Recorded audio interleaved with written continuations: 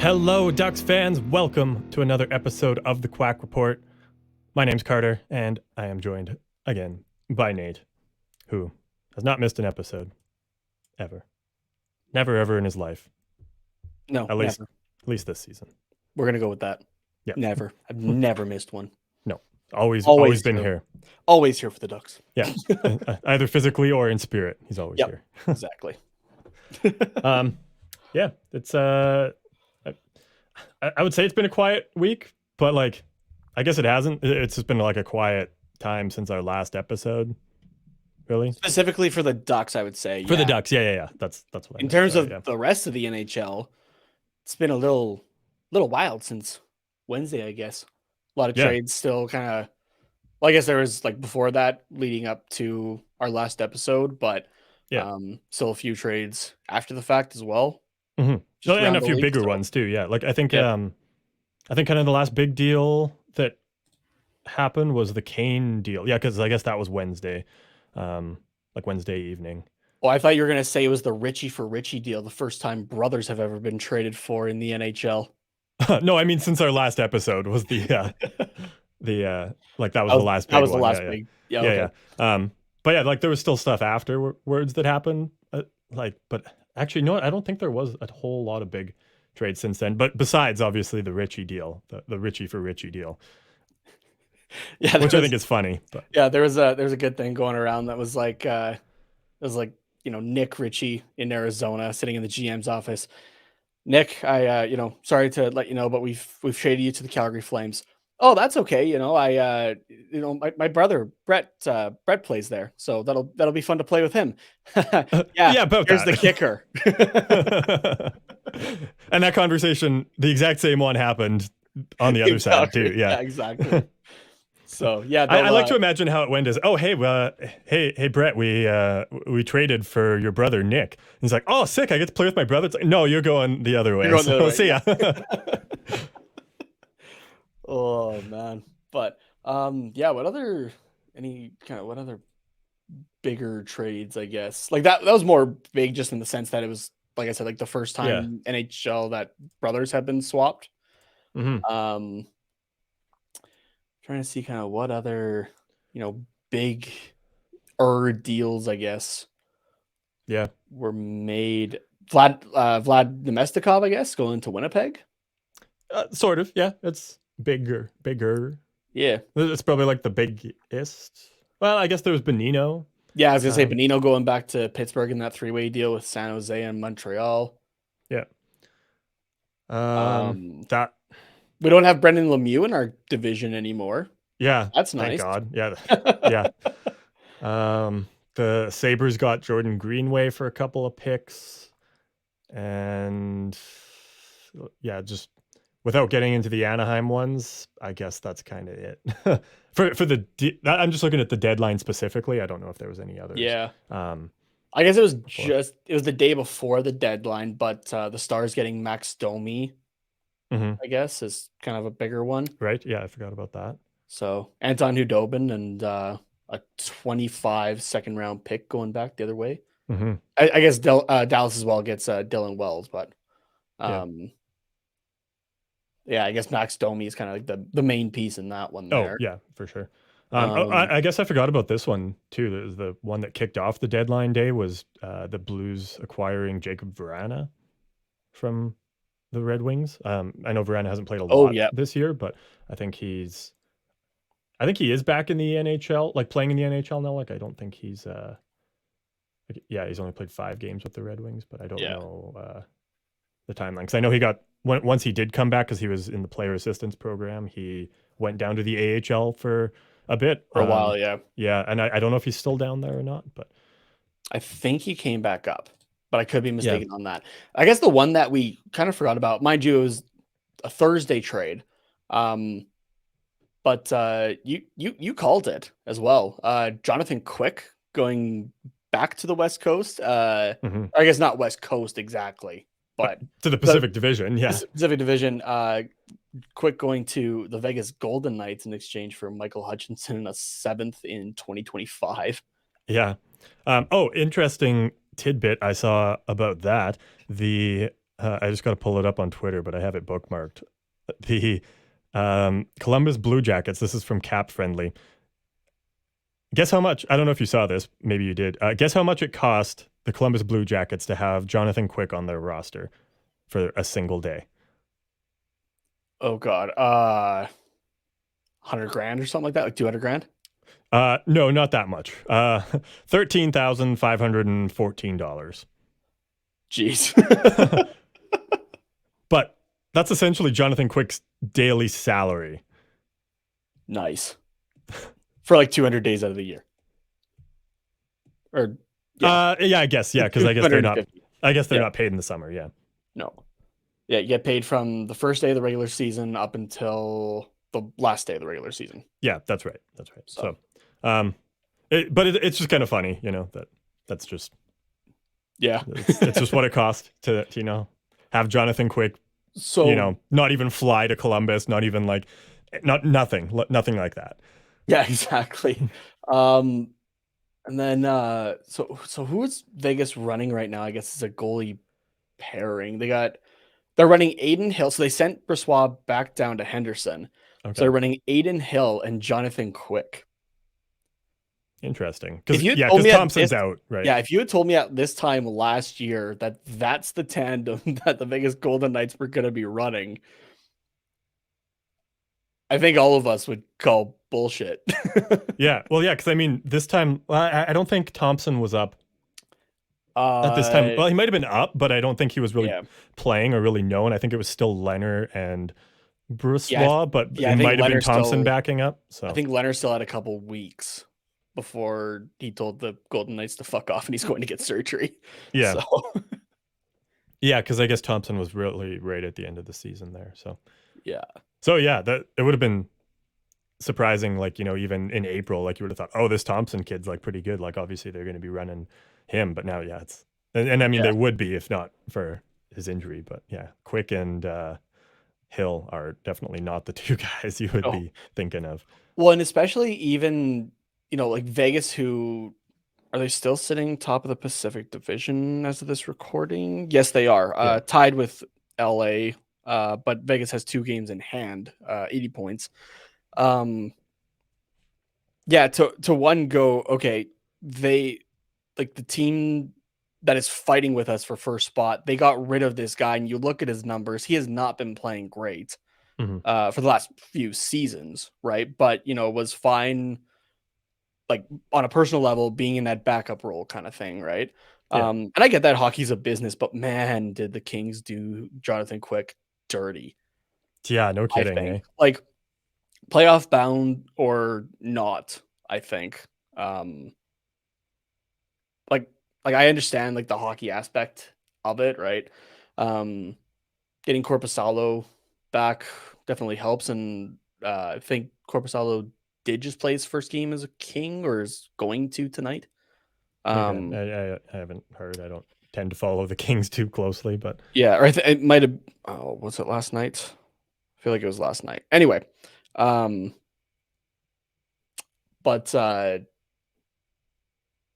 like you kind of look at like the numbers and everything like that for Jonathan Quick, and like outside of he won a Stanley Cup 11 and 9 years ago, right? The 2012 and 2014 Cups. Mm-hmm. Kind of go like, okay, but what's he gonna bring right now? Because he's not been playing great. I like to believe that the Vegas Golden Knights think that, especially if they were to face LA in the playoffs at some point, like probably the second round, that Jonathan Quick is just going to he's gonna be the hockey equivalent of like I'm gonna get nerdy for a second. He's going to be the hockey equivalent of Darth Maul, who is purely sustained on pure rage and resentment and wanting revenge on the LA Kings.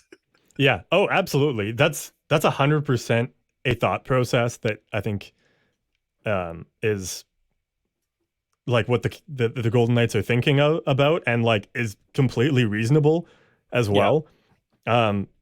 But for me, it's purely if Thompson's not back, or even if he is back, like just look at what Jonathan Quick has done for his entire career in the playoffs. Like, yeah, in the regular season, he's been up and down, especially the last couple years. Yeah. He's not been great, but last year he almost single-handedly like willed the LA Kings to the second round over the Edmonton Oilers. Oh yeah, right. That wasn't Peterson in that first round there. It was all Jonathan Quick. Yeah. Yeah, fair enough. And he's just been so insane, like very like similar vibes I would say to Vasilevsky, and just like he is just so clutch in Olympics, Stanley Cup playoffs, like any sort of tournament. Like he's just there, and you know what you're getting from Jonathan Quick. So I think that's kind of what the Golden Knights are hoping for is, okay, we're first in the division at trade deadline. Kind of no matter who we put in net this season, we've got a decent chance of winning on any given night. So it's not like we're going to, if we put Jonathan Quick in for the rest of the season, I really doubt, I would be shocked if the Golden Knights dropped out of the playoff spot. It's entirely possible considering how close the division is, but I don't, they're not dropping out of the playoffs. I just don't see it happening. And then I think you probably start Thompson if he's back in game one, and then Jonathan Quick gets game two. Like literally no matter who starts game one, you start Jonathan Quick game two to see what kind of Jonathan Quick you're getting.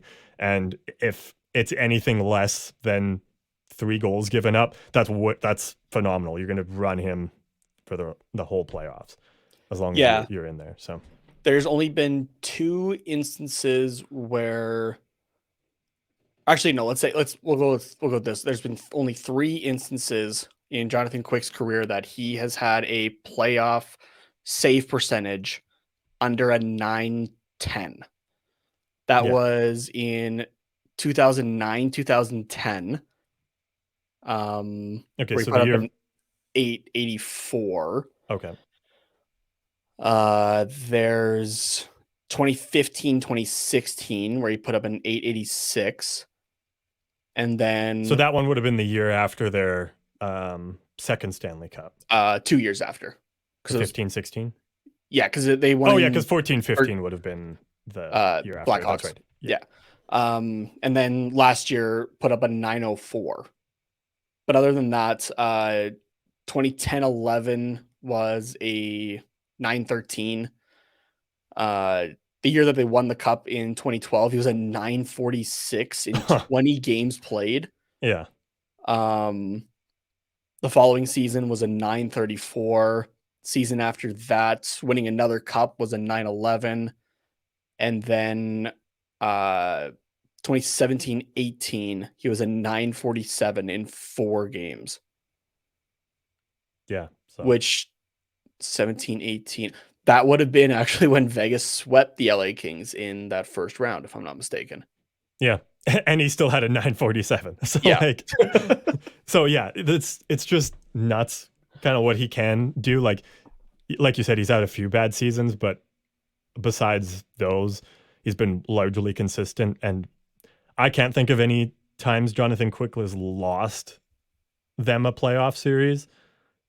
Like not in terms of the playoffs. He's definitely lost his team games in the regular season. Oh, absolutely. But the playoffs, I can't think. There's nothing that comes to mind directly for me. Yeah. The thing that I look at for this, and then sorry, Ducks fans, will get off the Golden Knights and Kings talk. But I mean, Ducks fans, are just with that rivalry, right? Like even Ducks fans were calling out the Kings of like, this is bullshit, this move that you made. Yeah. Like you did this man dirty. Yeah. This to me reminds me of like the first year Vegas Golden Knights, right? Where it is those kind of cast-offs in a way. Yeah. That they're like, especially when they're playing their old team, they're there for revenge. Kind of thing, to show that you shouldn't have given up on me. For Jonathan Quick, it's going to be, you royally screwed me over for like the last 20 games of my career. That, like I was the face and went through all of the ups and downs since the mid 2000s with you. Mm-hmm. right? Like I was there in the original like down period. I was there when you guys got back up. I took you to the highest point twice and then was still riding with you guys in the lows again. And now that you're back up, you want to get rid of me. Yeah. Age wise or not kind of thing, right? Yeah, So it's interesting for sure. it's gonna be fun to see. Yeah. So and you know what, just because I'm curious, do those teams have to play each other at some point during the regular season? I would imagine. The Golden Knights and Kings? Before it wraps up, yeah. Yeah, I don't know. I'm not sure. Because I know we're done against the oh no, I guess we have one more against the Golden Knights. April 6th, Vegas plays at home against the Kings. At home. Okay. So it's not in LA. No, not in LA. But you know that LA fans are going to try to make the trek for that game. Oh, yeah. Oh, for sure. Yeah. So, because you know that Quick's starting.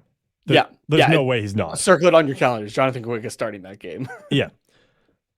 Okay, I guess we are done against Vegas. Yeah. The Ducks are. Yeah, I thought we had another game against them, but apparently not. Okay, no, we've played them 3 times. Oh, yes, it's because I probably blocked out the most recent 7-2 loss from my head back on February 12th. That's right, because I was like, we played them at Christmas and we played them early on, like in the season, but... Block it again, please. Block it again. Yeah, no, it's gone again, yeah. Yeah, no, that's... Yeah, it's gone already, so... Oh. Yeah. Yeah, but you know what? Can, yeah, I was gonna say there's a game that we maybe don't want to forget about, and that was the one that was just played on Friday. Yeah. So yeah, let's talk about that.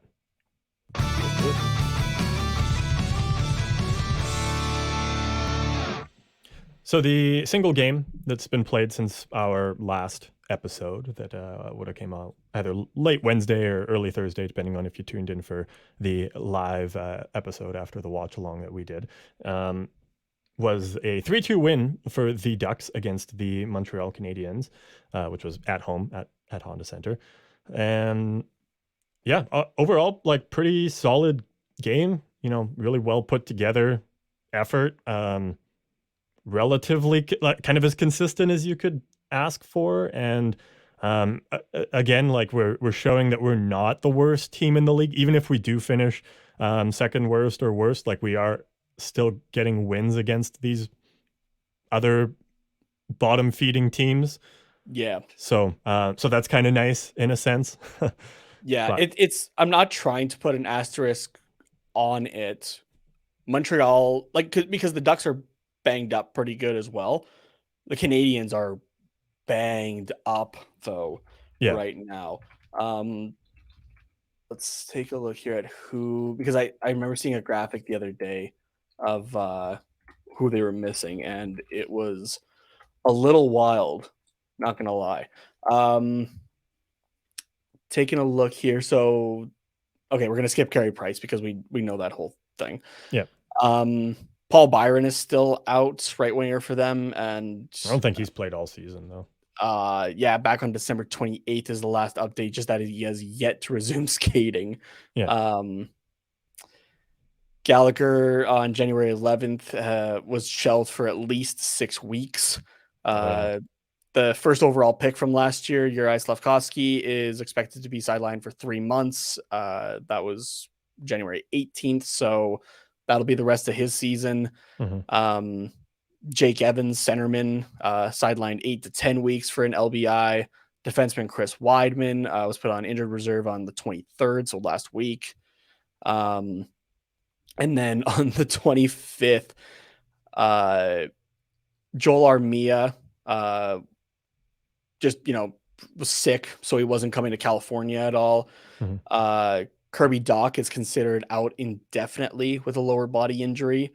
Arbor Jacki is undergoing season-ending surgery to his shoulder.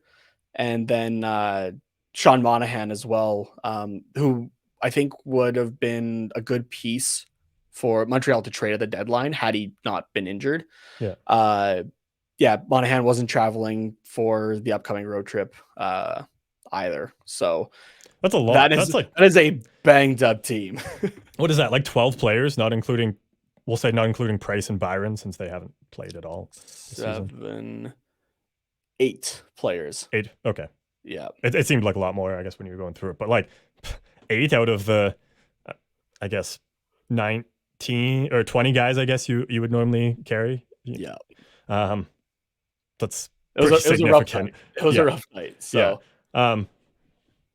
But yeah, like you said, the Ducks pretty banged up too. So, like not trying to put an asterisk on the game, but also like this is one that you probably should expect to win. So, or you would hope to at least. So even with your depleted roster from that day, as it was Friday trade deadline day, which I still think I know when we talked about this on the last episode, I don't think there should be any games on trade deadline day. No, yeah, like there really shouldn't be, but yeah, whatever. Yeah, the Ducks very much deserved to win this game. They didn't get out to the strongest start. Took them a while to get their feet under them and get some shots on net, but eventually kind of took over the game. Not like took over, but made it a fairly even matchup, I would say. Yeah, exactly. So, and on the defensive side, John Gibson just kind of this was an easy game for John Gibson compared to what he has done over the last little bit here. Taking a look at only 40 shots. Yeah, taking a look at his last 5 games here. So this goes back to the 20th against Florida. 55 shots against. Then Washington, 43 shots. Carolina, 53 shots. Washington, 39 shots. And then Montreal, 28. Oh yeah, no, that's much lower. That's an easy night comparatively for John Gibson there. So yeah, sure. And like this is the John Gibson that you hope to see for the stretches, right? Just like you'd hope to see it throughout the season. But like what we're seeing over the last while is the John Gibson we all know. So yeah. And it obviously not traded at Anaheim. I think I saw something about Verbeek saying, like when you have a number 1 goalie, you don't move him unless you have something ready. Basically saying that he's not thinking that Dostal is ready for the number 1 spot, which like I do agree with. He's not 100% ready, but he's definitely ready. He's played 20 games, like. Yeah, but he is definitely ready for more games. Yeah. So, but Stothers is we're not re-signing Stothers. That is 100% a fact. No. Then Dostal's going to have at least 30 games probably next season. Yeah. Including like even if you want to have John Gibson be your starter, but John Gibson is bound to be injured in some capacity next season for at least a week or two. So Dostal can kind of pick up there as well on top of his normal probably 20 games. So yeah, exactly. And like I would honestly be like I would like next year would be the perfect time, I think, to implement like a true tandem between those two, between Gibson and Dostal. Yeah. Like as close to a 50-50 split, honestly, as possible. So like, even if like unless you got one guy like riding a hot hand kind of thing, otherwise just trade off every second game. Yeah, I think so. Yeah, I think because obviously not obviously, but most likely we're bringing in another coach in the off season, like a brand new coach. Gimme Bruce. Yeah, I hope so. But whatever coach they bring in, unless their name is John Tortorella, they're not going to want to just come in and say, "Oh, hey, John, good to see you. I'm your new coach. You're going to play 40 games this season." Like that's just I don't see that happening. So yeah, but I do think that John Gibson starts the first couple games of the season, and then the coach says, "Okay, we want to see what we have in Dostal." I got to start trying to pronounce his name. Dostal. No, there's like a sh sound in it. Or no, it's Lukash. Lukash? No, that's where it is. That's what the little thing is. Lukash Dostal. Yeah. Okay, so it is Dostal. Okay. Yeah. So like you say to John, okay, let's see what we got for game 3 or game 4 in Dostal, and then just slowly, I think over the season, because we know that Dostal is going to be battling hard for that number one spot, that I think Dostal will kind of, at least in the first half of the season, outplay John Gibson a little bit. Kind of in terms of numbers, but definitely in terms of, I think, I don't want to say effort because John Gibson puts in a lot of effort too, but like you're just going to see how much harder Dostal is battling for a spot in the NHL. Yeah. And then so I think that Dostal is kind of going to give whatever coach a reason to take games away from John Gibson. Mm-hmm. I think so. I don't think it's just going to be gifted to him. And I think rightfully so, because John Gibson has earned a number one spot in the NHL. But I think by the end of the season, it will be fairly even in terms of games played when both guys are healthy. So. Yeah, like for me in particular, just because like we've seen what happens when John Gibson gets played too much, right? Like he gets run down. So like for me, I'm thinking like for Gibson next year, 46 to 50 games. That's kind of my ideal too. Yeah, which leaves 32 to 36 for Dostal. Yeah. So yeah, but you have to personally, I think that's low, but you can't. Yeah, you're right. You do have to. Yeah, you have to convince him of the benefits of doing it, which I think there are a lot, right? It's John, you're going to be like, as much as you think you're constantly ready to go, it's not always possible, especially in a position like goaltending, right? Yeah. The amount of times that goaltenders, do something to themselves that they don't even realize right away. I can attest to that. It's just like, it just happens, right? So, it's okay to take an extra day. Yeah. Kind of thing, right? Take a game off, but just be ready if you have to go in, kind of thing. But just like you're going to be more rested, right? So you'll be able to just perform better overall, right? If the conversation's still going on next year of okay, if you want to get moved to a contender, like the term and cash is still going to kind of be a little bit of an issue even next year, but it's if you're able to just perform better throughout the season, more teams are going to be willing to take that on, kind of thing, right? Yeah. And if you're looking at it from just a Duck standpoint, you're not going to have to cover for somebody that is tired or just not in the best physical shape at the moment, kind of thing, right? Like you're going to have something solid behind you no matter what. Yeah. Which is how we kind of felt with Anthony Stothers for a little bit there too, right? Because he was maybe even a little too rested sometimes, right? But when he played, did pretty damn good. Yeah, exactly.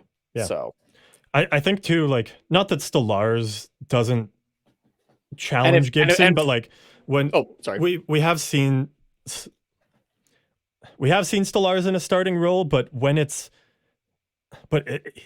Gibson and the rest of the team knows that it's not a long-term thing. Like, yeah, he can hop in for like a couple games if Gibson's banged up or on the second half of a back-to-back or whatever. But, once you start getting to like 4, 5, 6 games, Stothers starts to kind of decline a little bit. Like he just can't quite handle that workload. Whereas I think Dostal will be able to, like if we've seen it. If Dostal needs to play 6, 7, 8 games in a row, that's fine. Like, yeah, he might have one bad game in there, but he's playing on the Anaheim Ducks. Like it's going to happen and it's going to be obvious. And obviously next year too, you try to improve, right? But at the same time, you're probably not going to improve tremendously. No. Right? Yeah. So at the same time, don't play Dostal for 7, 8 games. Gage Alexander might be a guy that you call up, right? Yeah, exactly. Eriksson Ek, I think, is still he should be for next year. I'm just going to double check on that. Yeah, if not, I would expect us to. But that's the time to try some of those guys as well, right? To see, exactly. Because at that point you're 3 years away from John Gibson not being under contract, right? That's like starting next year is the time that you have to kind of start to prepare for a time without that type of piece. Yeah. Right. So, and not to, again, and I mean, he can resign too. Like that's totally a possibility. Yeah, he can. But if he decides, okay, Anaheim's not going to be kind of in a window when I'm kind of finishing out my window like the last couple of years. Yeah. And he wants to go try for a cup, you can't blame the guy at that point, right? Yeah, exactly. And I'm not meaning to, constantly throw it back to Calgary, just, growing up watching that team, that's where I can pull examples from. The Calgary Flames never planned for Mika Kiprusoff to not be the goaltender for the Calgary Flames. Yeah. And it was only until like a couple years ago when they brought in Jacob Markstrom, and even that's been shaky this year. It wasn't until they brought in Jacob Markstrom that it wasn't a carousel of goalies, because just nothing was working. They didn't have anything in the pipeline because they either stagnated because they were stuck behind Mika Kiprusoff, or just, the Flames knew that they weren't going to be given that kind of a chance, so they traded them. Right. Yeah. And I'm not really concerned about that happening with the Ducks, because we always seem to just be a goaltender mill. Like it's, I don't see that happening, but you do have to have a plan. Like that's why it hasn't happened, is because we have had a plan. But and that's what I mean. Like starting for goaltending, like I would say next year, for sure the year after, is the kind of time to just start to make a plan in place just in case. Yeah. But what I was going to say about Dostal, and then I got off track, and then sorry. no, it's okay. Was I think having Dostal be able to challenge John Gibson for a starting role, because Gibson hasn't really had that for the last few years, really since we've traded Anderson, I would say. I guess Hiller. Like I guess Hiller. Yeah. Yes, yeah, Hiller. But yeah, since then, it's John Gibson's just known I'm the starter. Like there's not really anything I can do that's gonna fuck that up for me. But now with Dostal coming in, it's, if Gibson has a stretch of a few bad games and Dostal comes in and is playing well, then Gibson might lose the starting job for the next few weeks, the next month or two or whatever, until, we hit some back-to-backs and or Dostal's game starts to fall off and Gibson gets another chance. And I think just that internal competition will maybe make John Gibson play a little bit better. Just because thinking back on the last season and a half, kind of before, I guess, the All-Star break, it was John Gibson and Stothers. That's what we had. Dostal had played a few games here and there, but like we knew he wasn't ready.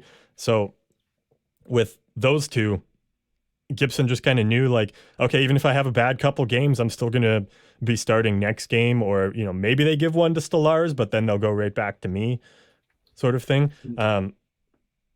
But since Dostal has come up and shown, oh, hey, I can carry an NHL load at least for a couple weeks, then I think Gibson's maybe like, oh shit, my job is not as safe as I thought it was anymore. I have to play at just a little bit of a higher standard, I guess. And that's kind of been the time that we've started to see John Gibson return to the John Gibson we've seen from a couple of years ago. He got that shutout. He's been making putting up like 50 plus save performances and winning just us games or getting us points. Record after record, history milestone after history milestone. Yeah, exactly. So I think that with Dostal coming up and being the backup next year, we will see a better just season-long performance from John Gibson. But I think that will also lead to, more of a tandem situation, because Dostal's pushing, oh, hey, I want to play more games. And then Gibson's like, well, I don't want you to play more games because that means less games for me. So I'm going to push too. And then we're just going to have two goalies that are, they will be rooting for each other. They probably will be friends too. But like, there's going to be a little bit more of a back and forth of, okay, I don't want you to start, the 4 games we have this week. So I want to start a couple of them. You can start 2. I can take 2. That seems fair. So I'm going to put up a good solid performance on Monday, play again on Wednesday, and then you can have, Friday, Sunday or whatever. So I think that'll be good for Gibson as well. Is kind of the short answer of what I was trying to say. Yeah, exactly. I'm going to correct a statement that I said earlier, because I had the timeline kind of mixed up in my head. I thought Anderson got shipped out before Hiller, but that is not correct. So yeah, Freddie Anderson would have been the last, I guess, true competition that John Gibson had that I can think of, because the following season, which would have been the 2016-2017 season, which was the last time the Ducks made the playoffs. No, the Ducks make it in 2018? I don't think so. Don't remember. Yeah, doesn't matter. But why can't I just remember that off the top of my head? That's normally the stuff that I just have here. Yeah. But anyway, that 2016-17 season after Anderson was gone, the goaltending was John Gibson and Jonathan Bernier. Yeah. Which I don't think Jonathan Bernier at that point was really trying to. He was a backup. Yeah. He was a backup. Yeah, right? And then it was Miller, and then it was Stothers. Yeah. Right? So, and Miller was just like that solidification on the backup side. Yeah, exactly. And did great in that role, and taught Gibson quite a bit as well, right? Because he would have been like mid-20s at that point, right? Where goalies are like usually like just starting to maybe get into the NHL. Yeah. Like for typical guys, like you forget every now and then like how long John Gibson has played in the league and how young he was when he started. Yeah, right. Like I always think, oh yeah, he's probably like early 30s, but like no, he's like what, 28 or something? I think 29 this season. 28 or 29, yeah. Yeah, so. And then you're like, oh, has he played less seasons than I thought? And it's like, no, he just like started when he was 20 or 21 or whatever it was. So he was just ridiculously young. So, but yes, and we know Gibson obviously is a very competitive just person overall, right? Doesn't matter what element of the ice that like whether it's like specifically in the crease, if it's behind the net or that kind of thing, right? Like that man is competitive. He is looking to beat you, right? So, and you can tell I've been really diving in, like in my very few moments of spare time, really diving into Star Wars stuff lately, especially with the Return of the Mandalorian this week, which that episode was so good. I watched it twice. Of course. But the Gibson Dostal thing going into next season, right? If that's your pairing, which again, we're hoping that it is the, I'm gonna get really sweaty here. It's the Darth Plagueis, Darth Sidious thing, right? It's the rule of two with the Sith, right? Of like no more, no less kind of thing. The apprentice learns from the master, but in the end, the apprentice is wanting to take over. Yeah. Right. Dostal is the apprentice here. He will learn a lot from John Gibson, and I think he already has in his limited time. Yeah. Right. But Dostal's thinking, I'm going to replace you. The future is now, old man. Like, yeah. So Dostal will tell the story to Connor Bedard, the tragedy of John Gibson the Wise.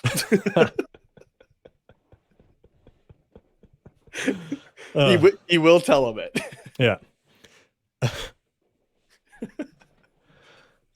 Yeah, you're right. You did get pretty sweaty there, but that's a great comparison. I love that.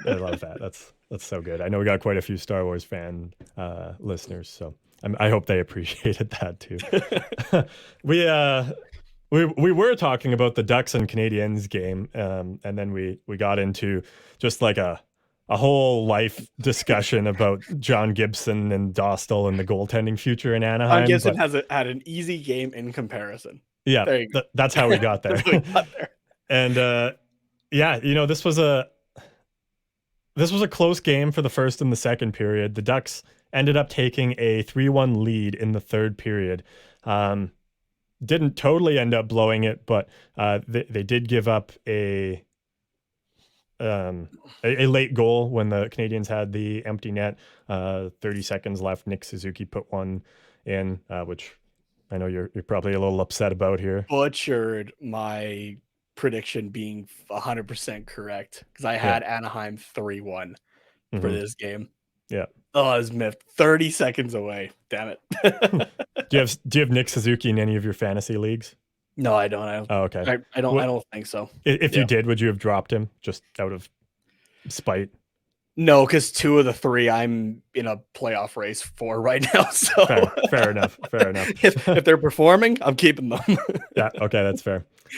The reffing was suspect at best for this one. Yeah, suspect is playing it nice. And now I will say it was suspect on both sides. There were things that the Ducks got away with that they shouldn't have. it was just it's oh man, I'm trying to think of how to word this. We shouldn't be talking about the officiating as much as we have this season. We shouldn't be. Yeah. Like, the officiating should be the last thing that you think of when it comes to not only just a game, but like a professionally played game. Right? Yeah. At the highest level. So like, it was just not great. And I think I have an example here that sums it up on both sides. I'm just bringing it up here because I thought I had it. Just mind-boggling, I think, overall. So if you're watching us on YouTube right now, you'll be able to see this. But what I'm pulling up is the Trevor Zegras penalty on Matheson there. And I'll explain it kind of as it's happening, right? But the puck's going into the corner here, and Zegras and Matheson both turn to go towards it. I'm just gonna make sure the sound is off. There we go. And Matheson full on like wraps around Zegras and hauls him down. Textbook holding. Yeah. Or interference or whatever you want to call it. The puck is like a few feet away. It's not like they're on top of it right then. And this is like to make space for each other. He takes him out of the play in this. And there is no call. And if you go back just a couple seconds, hey, the ref is right there. Yeah. Right there. And yes, watching the whole time. But he's at the trapezoid line while Zegras is like at the goal line. Honestly, as soon as Zegras' body, like upper body, turns in that position, your arm should be going up because automatically. Yes, in fairness, that ref wouldn't have a great angle of Matheson's arm like kind of wrapped around Zegras' arm and stick. He's got it perfect right there. This frame because he's looking at Zegras' back. Like, so he's not really gonna see Matheson's left arm, but he should see Zegras' upper body turning like towards Matheson, which should indicate, there's something screwy going on, so that the arm should go up there, even though he can't see the hold, he can see like the result of the hold. And he is watching this the entire time. Like you can watch his face. He is looking at these two the entire time. Unless this guy blinks like a sloth and like does like the whole 5-second blink, there's no way he missed that. And like, also, this is just dangerous for Matheson to do from this distance from the boards. This can hurt somebody. That's asking for an MCL tear in both knees. Exactly. And so then, or a dislocated shoulder or anything. Like, Zegras has time to like be suspended in midair and fall to the ice before Matheson even gets to the puck. Yeah. Like, Zegras' head has recoiled by the time he even touches it. Yeah. Right. And then we go a little bit further. So we've seen one aspect. We go a little bit further here. The puck is gone, right? And yes, a little bit stupid, retaliatory from Zegras. I'm not gonna disagree with that. But what? The tiniest tap to the back of a leg. Mm-hmm. Just more of like a, hey, I didn't like that. Yeah, just like, hey, like, I'm here kind of thing. Matheson looks like he's trying to be the next, like he's trying to cast for a Michael Phelps movie, if there's one going on, with how spectacular of a dive this is. Yeah. And Zegras gets called for it. Zegras gets the only penalty. Yes, it's a slash. Yeah. Nobody's arguing the slash, but at least send both guys for. That's not a callable slash. Like stepping back, no bias. That is not a callable slash in any league. I'm not even calling that in like novice play, like 9-year-old. I agree. I think you do call it because it's a retaliation. Like that does tend to play into it, but in terms of like egregiousness, I've seen much worse go uncalled.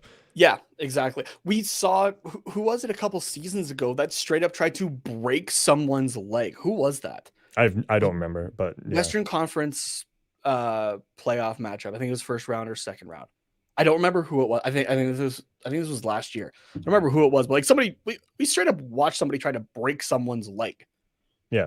That went uncalled kind of thing. But you're gonna call that, but also not the thing that happens right before, where a guy is completely removed from the play. It's not a hockey play whatsoever. Yeah. Right? Like, yes, that example focuses a little bit more on the Ducks side of it. I get that. Yeah. But this stuff was happening on both sides. Yeah. Yeah, exactly. Right? Just the egregiousness of what was let go and then what was actually called. Like there what was the one call? I'm not sure if just looking at the penalties is even going to remind me specifically what it was. But let's see if it does here. I think it was that first Montreal penalty, or is the second one? It was one of those two tripping calls, I think, that that I had even watched, and I was like, that's not though. Like, what are you looking at here? So, and again, like I understand as well that it's a very fast game. Refs aren't going to see everything. I know that from experience, right? Like I've officiated for 12 years at various levels. You're not going to catch everything, but some of the stuff that was like go through this game, like it was intentional. What was going on both sides? Yeah, for the officiating, like this is like officiating, the amount that it's been talked about this season, not just on this show, but just like from other shows on our network up to big stations of like ESPN, TSN, Sportsnet, TSN, whatever, right? Like officiating should not be talked about this much. It shouldn't be. Yeah. Oh yeah, I agree. It really 100%. shouldn't. Yeah. So one thing I'll say about a brutal game officiating wise, and became kind of a larger storyline coming out of this game than it should have been. No, for sure. One thing I will say about the Zegras one is I think that's a call that is made partially based on reputation, especially this season for Zegras. And because, let's say that's Ryan Strome or Mason McTavish or literally anybody else on the Ducks. I don't know if they get that called on them. Even if you flip the script, if Zegras is the one getting slashed in the back of the leg by Matheson, I think the dive gets called on Zegras probably just because of reputation for Zegras being, I don't know what the word is, but like just a like a shit disturber, like a Corey Perry type of guy who is walking the line and generally does things every game that deserve penalties. So I think generally he just isn't getting the benefit of the doubt anymore. So the ref sees him swing his stick at Matheson's leg, and he's just going to call that. And like whether Matheson dives or not, Zegras gets the slash. Probably based on his reputation. And it was actually something that Zegras did. Thanks for reminding me, actually, because I meant to have this article ready to go. That is something that Zegras does acknowledge, actually, that he doesn't have as great of a rapport with the refs as he probably should, right? Considering, where he is within a team, right? Being like one of the top end guys, where he is for, in terms of popularity around the NHL or that kind of thing, right? And that sort of thing. Yeah. So it might kind of come across as like to the refs that like Zegras thinks he's kind of above them, even though he's like newer and younger in the NHL, but like doesn't really talk to them or anything like that. Like I'm not saying that that's what the refs think, because obviously I have no idea, and that's probably not how Zegras thinks either. But like it might just like come across that way for a younger guy. So I do have some quotes here from this article here from Lisa Dillman. OC Register here. So this was after Wednesday's game that saw, Zegras getting a sportsman-like call. We didn't know what exactly it was for, but it is explained in here as well. So he got the unsportsmanlike call.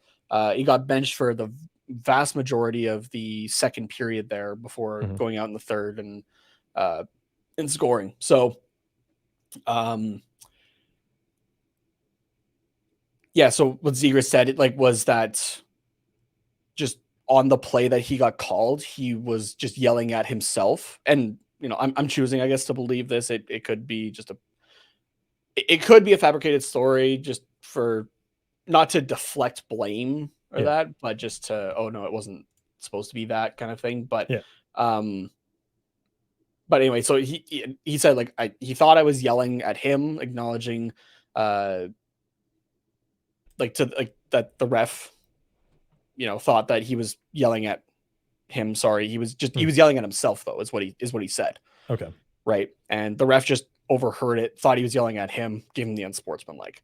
So, gotcha. But he does say here, when the relationship with the officials isn't great, there's no buffer or warning or anything like that. And it's something I've got to work on. It's a pretty bad way to take a penalty, and especially in these tight games that we're trying to win. Later on, which I do recommend going to read this article as well. I'm not trying to read the entire thing. And trust me, there's a lot more here. He said just, it's not going great. Like I think sometimes I get pretty emotional out there, which we've known for a long time that he is an emotional player, right? He's a player that plays, which is fine. Honestly. That's fine. Yeah, 100%. Yeah. I think I sometimes get pretty emotional out there and don't handle it the best way. It's something I've been working on. It's something I've been trying to get better at. It's definitely affecting the way that I play and affecting the team. It's just stupid to take penalties like that. I deserve every second that I sat on that bench after I did that. It's a terrible habit that I've had for a long time. So it is something that he acknowledges and is trying to do better at, which lines up with the stuff that we were talking about before of his maturity level, right? And that it's not quite maybe where we want it to be, but again, this is a 21-year-old kid that is just trying to find his footing in a league that everybody has to try to find their footing in. Yeah. Right.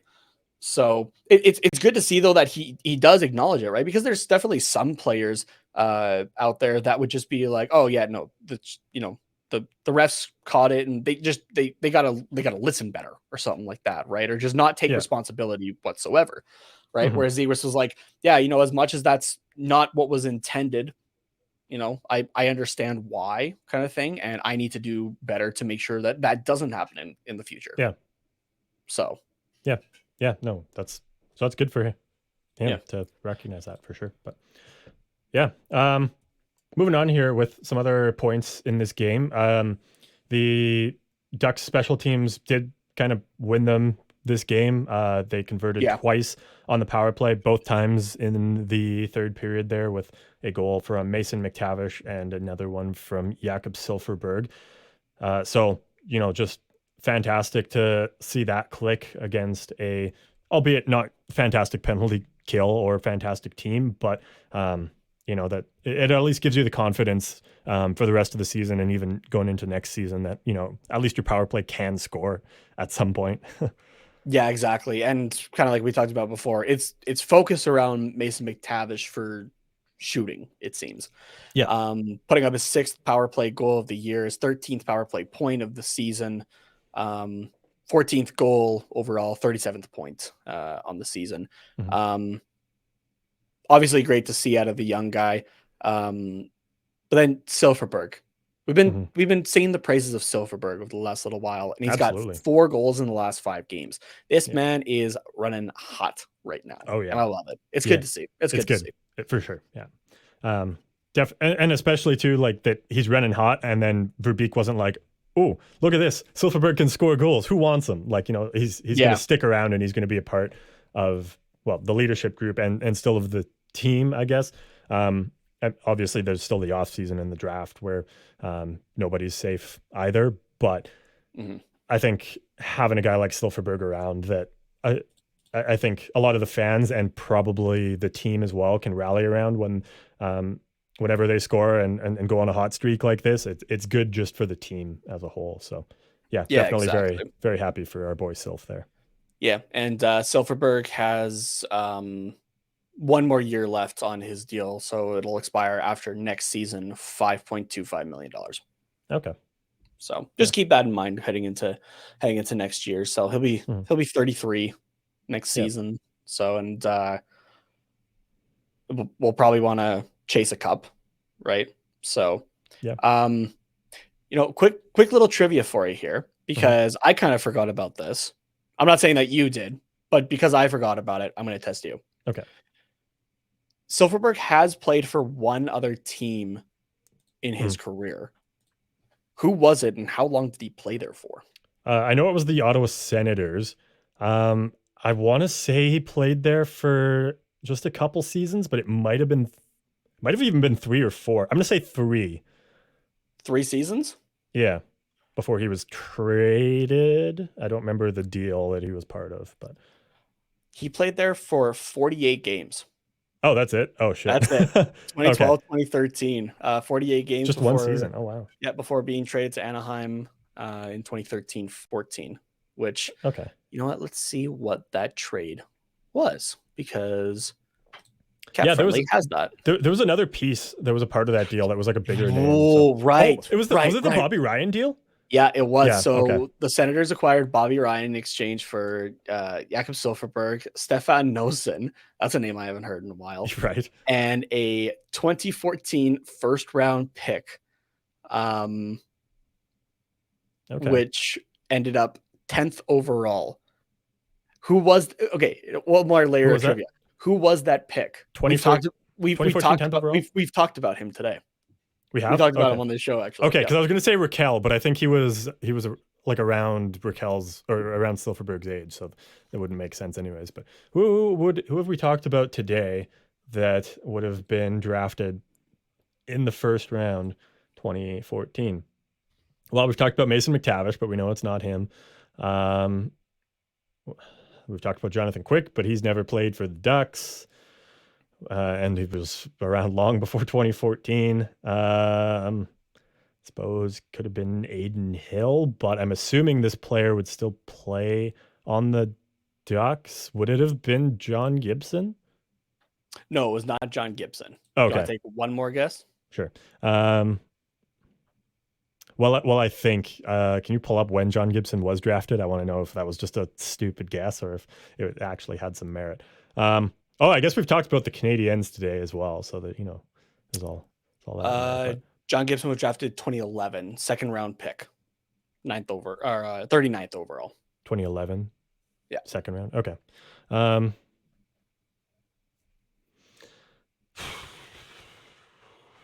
gonna, honestly, I don't even have it. Okay, let's go here. Does this player currently play for the Ducks still? No. Oh, okay. Fuck. Yeah, I'm not getting this then. That's why it's trivia, especially. Yeah. Okay. Yeah. I got the Silfverberg one and the Bobby Ryan trade, so I'm pretty happy with that. But if I was to pick a name, I guess, yeah, we'll say probably someone from the Canadiens, a first rounder. Would it have been Gallagher? Somebody's just yelling the answer right now, basically at their computer screen, at their phone, whatever. Yeah.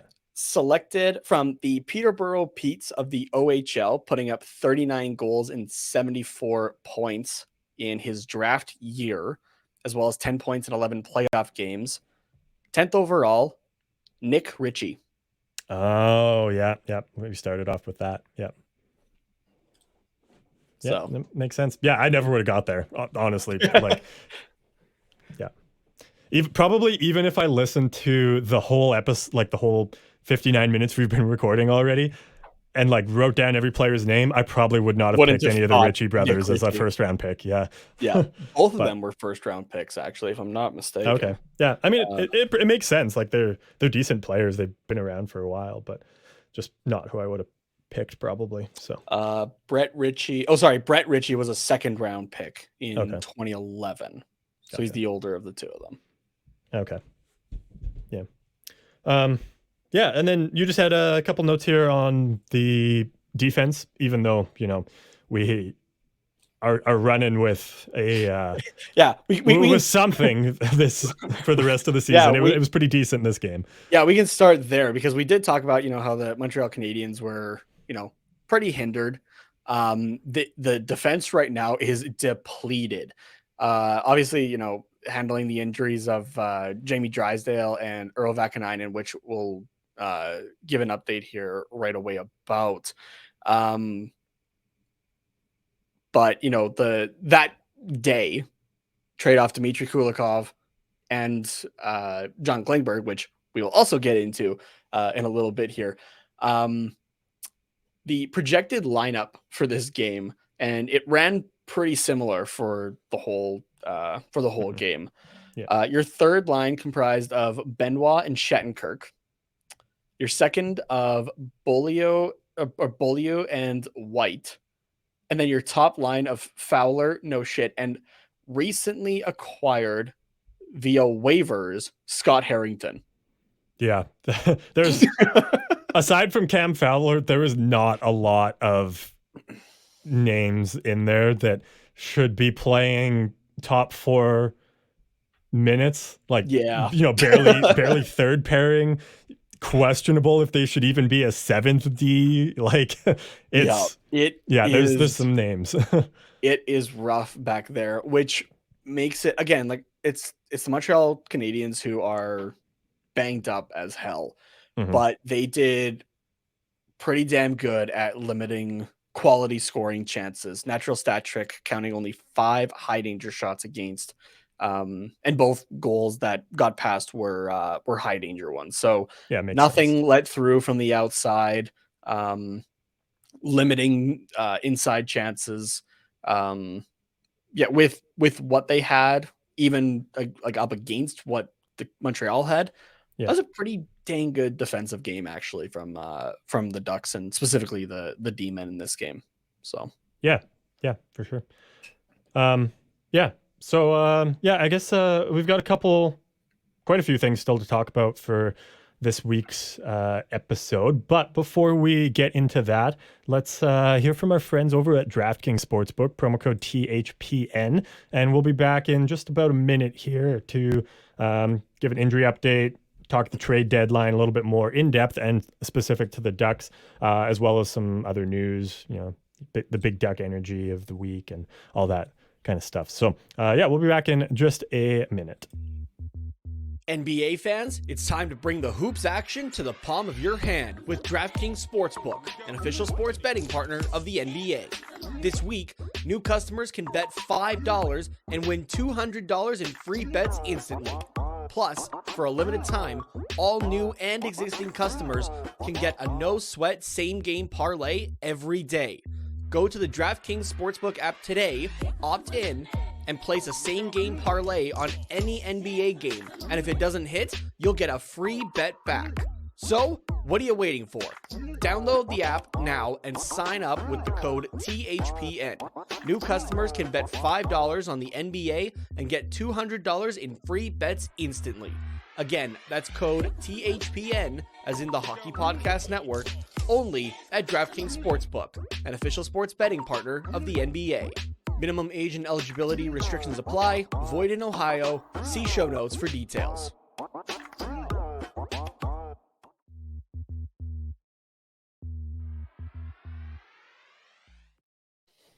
All right. Welcome back, everybody. Just actually before we get into the next part, I just want to talk about what we have over at the Quack Report coming up for the next week, because we got a pretty exciting week just for the two of us here. So first off, on Wednesday evening, we will be doing a watch along for the Ducks home game against Vancouver. I thought no, that isn't away. That one is in Vancouver. Okay, yeah. I see. It says that in our outline, but I was like, we always play at home on Wednesdays, so like it seems weird. But okay, yeah. So either way, over on the THPN YouTube channel, we'll be doing a watch along. So when the puck drops at 7 p.m. Pacific time for that, which is normally when we start our live episodes, instead of coming to at Quack Report Pod on YouTube, go over to at THPN, and we'll be hanging out. Chat will be bumping as it usually is, and we'll be just hanging out, watching the game, and hopefully it's exciting enough that we can actually talk about it. And the chat is always good, so we don't just sit there and hang out. But so looking forward to doing that. And if you've been part of a watch along before, I'm sure you are looking forward to it. And if you're like, watch along, what's that? Come check it out. It's a good time. Good way to watch the game. And we'll be doing our regular episode after the game is done. Yeah, back on our own Quack Report channel there. Yeah. So, yeah. And then also on Friday, we are going to be doing a little boys roadie up to Calgary to catch work trip. Yeah, to catch the Ducks as they visit the Calgary Flames. So, you know, we did that for the Wranglers and the Gulls up for the AHL up in Calgary at the Saddle Dome earlier. When was that? December? We did that? Or was it November? Yeah, I think so. Might have been November too. Yeah, I don't remember. But either way, that was a blast. So we're going to be going up there to, actually see the Ducks in person. Obviously not at Honda Center, but the closest we can get without breaking the bank. So yeah, 4 years of doing this show and a pandemic later, finally get to see them. So because we originally were going to see them last year. That's right. Yeah. But then the Flames got hit with COVID pretty hard. And they postponed that game. That's right. Yeah. Yeah. And the rescheduled games just didn't work for either of us because we were both in school at that point. And went into like finals area, I think, for us. So we weren't able to do that. So we made sure that these games, I guess the Wranglers and this one would work out for us hopefully this year. So yeah, exactly. So knocking on wood that we'll be able to go up there on Friday, but shouldn't be an issue. So and I think what are we upper bowl, like second level, right? Yeah, we're about like partway in the second bowl, I'd say.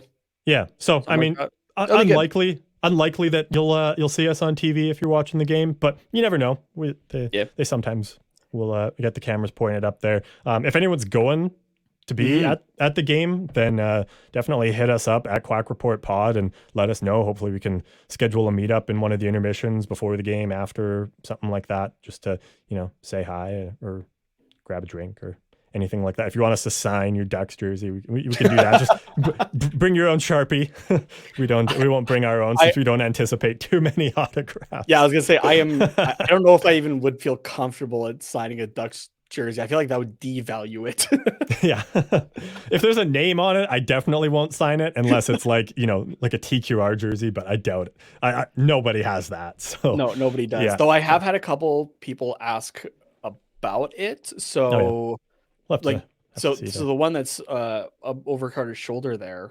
I don't know. Maybe we have to do a limited run for those. Yeah. Yeah, we'll have to see. Get something going in the off season. Anybody's interested, yeah. Yeah, for sure. But yeah. So long story short, we're going to be doing a couple exciting things, Ducks and podcast related this week. So it'll be lots of fun. So tune in for the watch along, and if you're going to be in Calgary, then drop us a message so that we can meet up and say hi. And if you're not, then look out for us on TV. So yeah.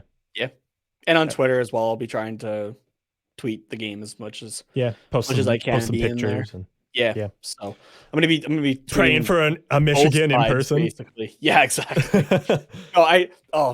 That's I would love it from like the Ducks perspective, obviously, but as a Flames fan, I'd just be like, that's just another thing to add this season. Fuck.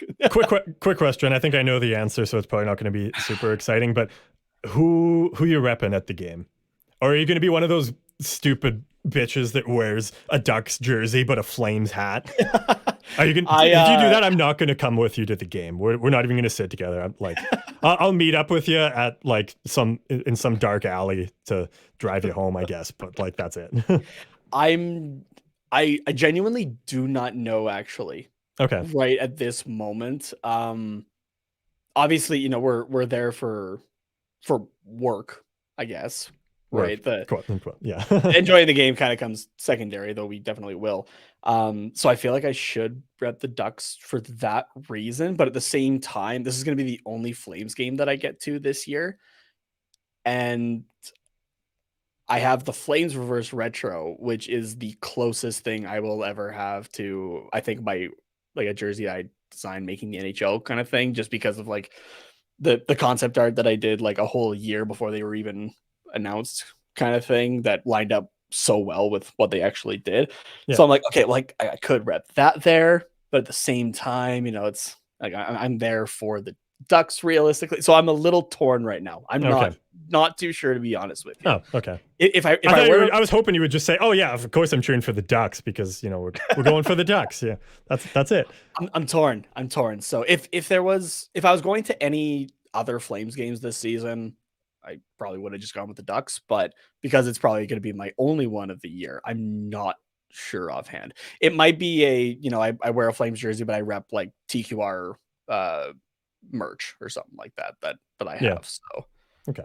But just so I'm not looking completely out of place taking pictures or something like that. So yeah. But yeah.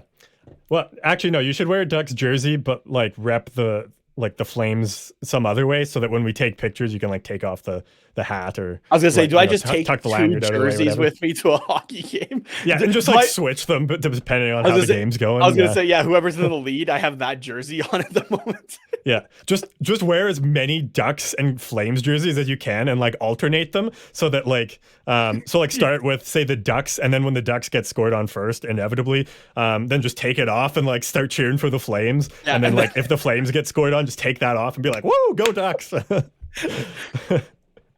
I'm kind of tempted now, not gonna lie, because I like that. I think that would just make for great that would get us on TV, 100%. That would be like social media type stuff of like this guy just kept pulling off jerseys to have a different one underneath, because we know that I definitely have enough. Like I have 5 Ducks jerseys, and then I have even more Flames jerseys. Yeah, so there you go. So I could potentially wear 10 jerseys and be able to just.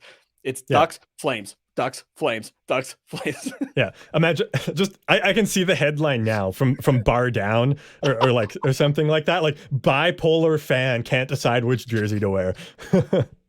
Yeah, exactly. Yeah. And then just keep swapping hats, like take a couple hats. Yeah. Yeah, there you go. That'd be good. So yeah. Anyways, let's I guess talk about the injury updates as of Friday. Adam Henrique is confirmed to be out with an MCL sprain for 5 to 6 weeks, dating back to February 21st. Could return for the last few games of the season, then like last week or two potentially, given that 5 to 6 week timeline. But I mean, realistically, it's probably going to be. Yeah, you'll be out for the rest of the season, or we might play you the last couple games, but we'll give you 5-6 minutes just to skate around so that you can say you were here, sort of thing. Yeah, exactly. So I don't see them doing much. It just like take the time to recover. Let's not rush you back into things and make things worse, because knees are a pretty big deal for hockey players.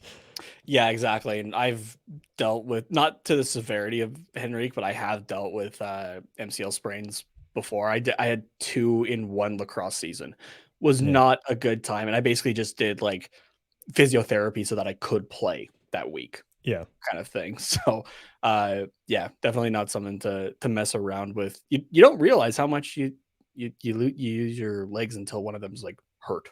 So yeah, exactly. And you're like, oh, fuck, my entire life is screwed up kind of right now. So yeah, if it's more for like the 8-game thing, and like he is like like genuinely 100% healthy, good to go kind of thing, then yeah, bring him in, because that's still a 10th of the season, right? That's still still a fair amount. But yeah, if you're getting more to like that 4 or 5 game range, especially if the Ducks are looking to move him like as potentially a draft day or leading up to the draft kind of thing, like if they're like, if that is something that is being seriously considered, then you're going to want to kind of showcase him in a way for those 8 games. So yeah, exactly. Yeah. So.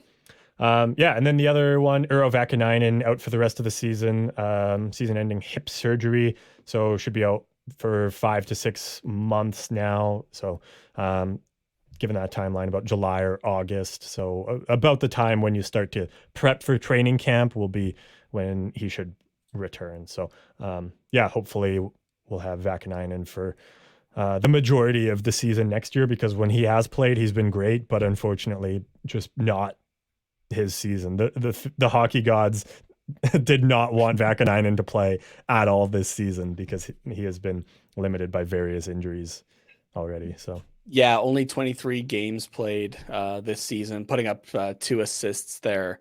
Just defensive guy, but rough year for him.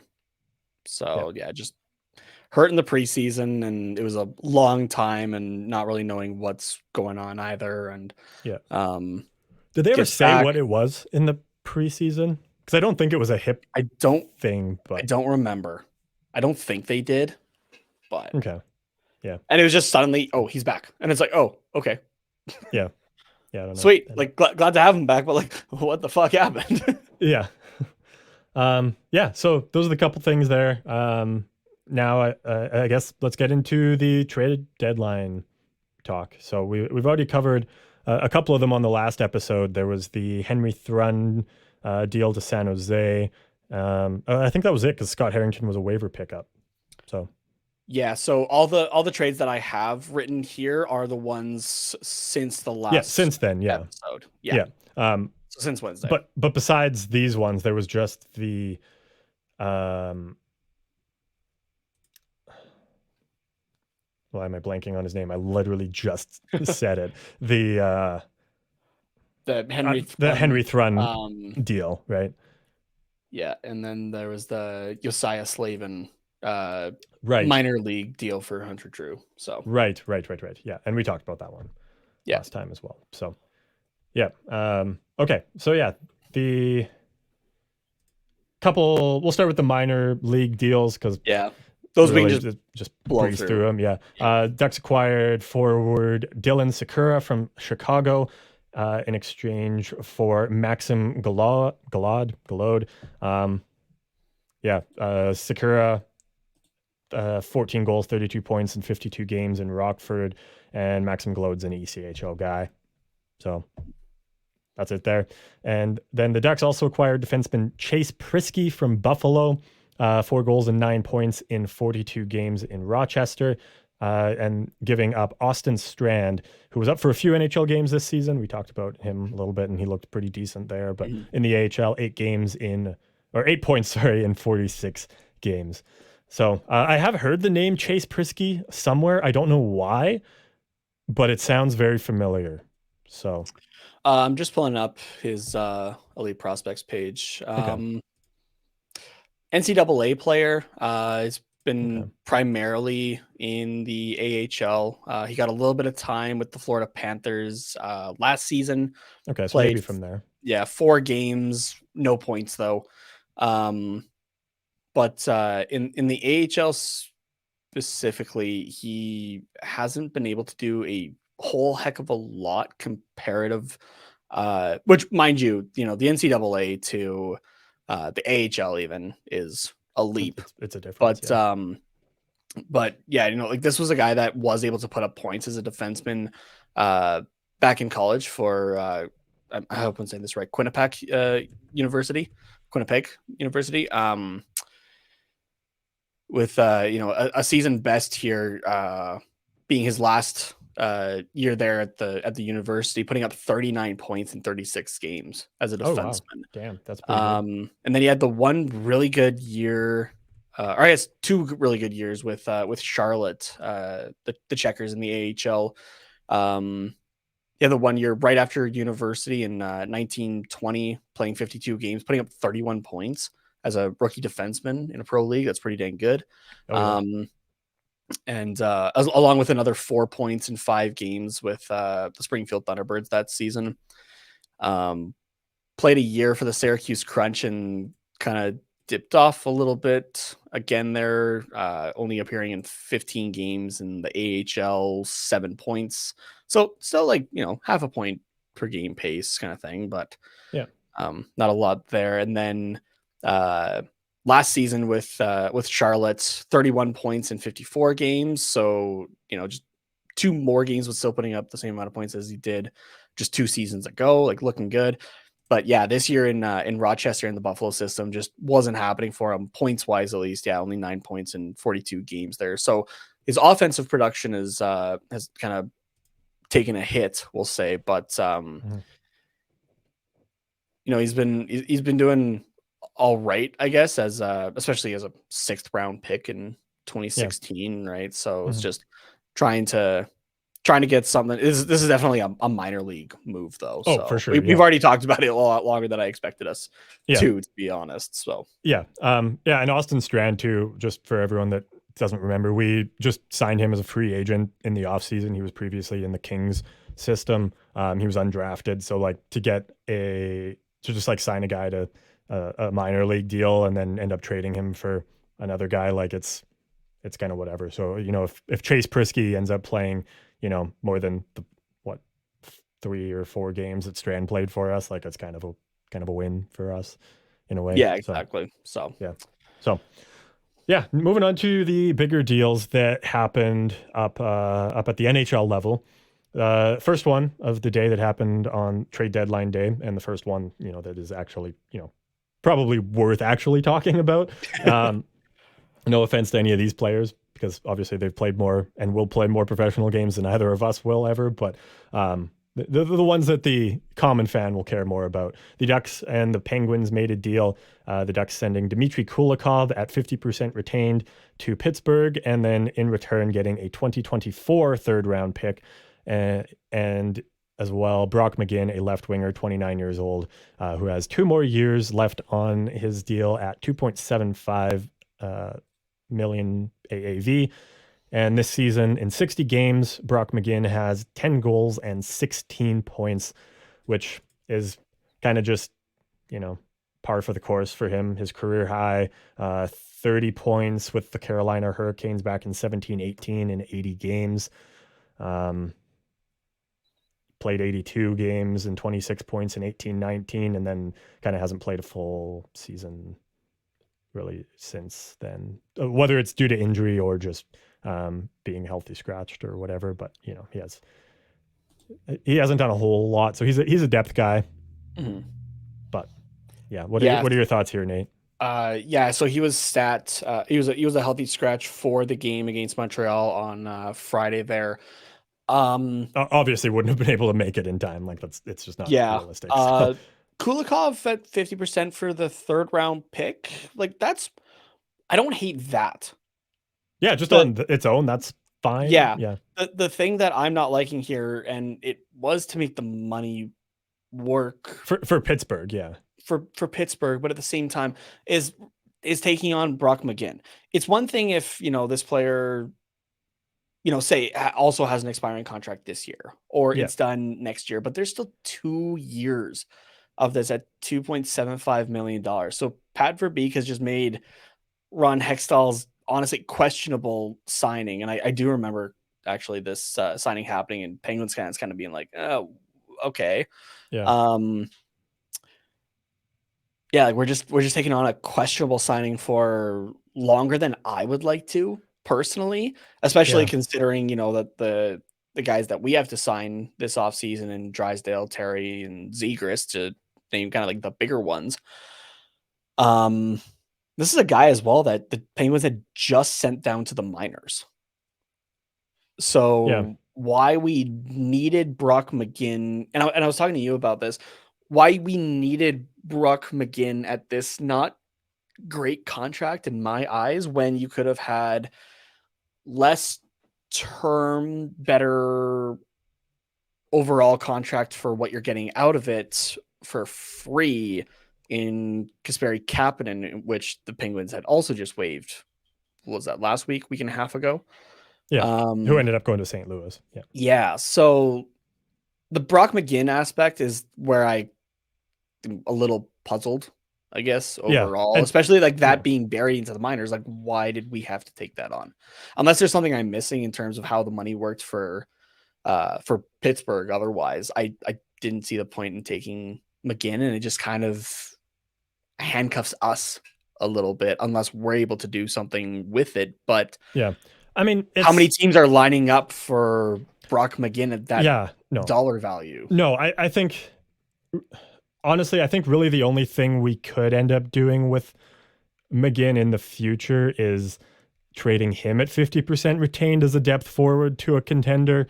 Because, I think at what would half of that be? But like is he even that? Because 1.2, 1.4 ish held him off. No, yeah, right. Like I don't think that's really going to happen, and barring, him really picking things up. I mean, 16 points in 60 games is not the worst. And like last season, he had 22 points in 64 games.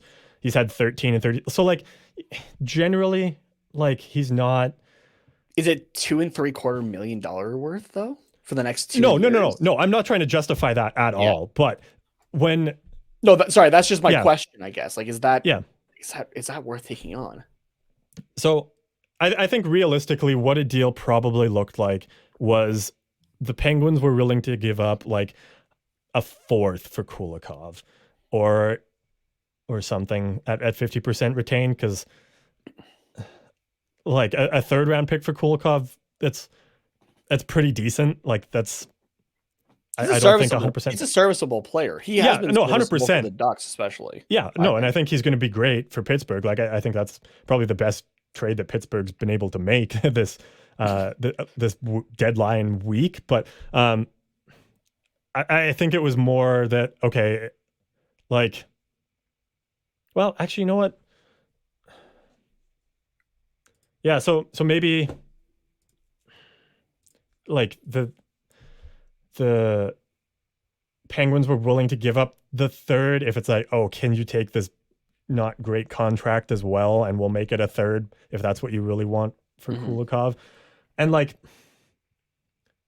yeah, you were saying like we could have had Kapanen for free if we were looking for a depth winger, but this team is very young. But it's less term. He's a young guy as well. Yeah, I think with McGinn at 29 years old, and he's been in the playoffs like every year that he's played in Pittsburgh as well. So yeah, with Carolina and Pittsburgh, like the last 4 seasons, he's played in the playoffs, and not a ton of points, like, but pretty similar to what, like, pretty similar pace to what he's done in the regular season as well. He still has that experience, I guess, and like, I'll admit I haven't seen a lot of Brock McGinn play, but as in basically none. But I think he kind of strikes me as a guy that he just works hard in the NHL. And I think that that's something that this young team needs, is just like an older guy, 29 being old, 29 soon to be 30, probably being older. Just like kind of setting a work ethic example for a lot of the younger guys, and being like a part of the leadership group without wearing a letter. Yeah. I think maybe that is in a sense kind of worth it for Pat Verbeek. And it kind of depends, I guess, on if we were going to use that cap space for anything meaningful anyways, because, as long as we can still sign Terry, Drysdale, and Zegras this offseason, I don't care what our other contracts look like going into next year, just as long as those guys are signed long-term to a dollar value that makes sense. I honestly don't care if we have Brock McGinn at 2.75, or even if he was at $5 million for the next couple of years. As long as we have those guys signed, you can do whatever you want with the money, because like it's not like we're going to really be using it for much else, I don't think. Yeah, maybe not for next season, but in 2 seasons and 3 seasons, right? Where you're hoping that this team is starting to. Well, in 3 seasons, Brock McGinn's not on our roster. In 2 seasons, in 3 seasons, I guess, but even in 2 seasons, you're hoping that there's major strides, that you have more guys in that will need that money, I guess. In a couple seasons, the salary cap will be up, so either the Ducks can afford to keep that, or they trade them to another team that is tanking. That you're going to have to give up an asset for that, but then, but still, like, then at least it's a tradable contract. If this season a team can afford to take on $2.75 million, then I think, like a bottom feeding team like Anaheim, then the Arizonas of the NHL in a couple years, or the Anaheim Ducks of the NHL in a couple years, will be able to take on Brock McGinn in exchange for a serviceable depth rental or something like that. For it's not going to cost a lot to get rid of him, is kind of my point. But and I guess that is, though, hoping that the projection of the salary cap going up does actually stay. Because remember, there's the whole thing with Bally as well, right? Like Anaheim is going to be one of those teams that loses their regional network here. So that's going to be a massive hit that has salary cap implications. Oh, for sure. The reason that it was going up so much is because of those ESPN and TNT deals. But if you lose almost half of your regional rights, then that type of money isn't going to be coming in. So no, for sure. Yeah, it's going to be hard to interesting project for sure. But yeah, I think. Also, there was just on that conversation in particular, there was a great video put out by Urinating Tree on YouTube about the whole situation with Bally and how it affects the NHL. He does specifically dive into because he thinks he's not wrong. I don't think they're going to be the most affected by this out of the major sports leagues that are going to be affected. But definitely go check that out. Again, it was on Urinating Trees YouTube channel. So yeah, I think that was just posted like a day or two ago. I watched it last night. So, okay. Yeah, I'll have to check that out. I didn't see that one up yet. So yeah. I mean, well, it's hard to judge deals still like when like this early because like we don't know what that 2024 third round pick is going to be for a very, very long time.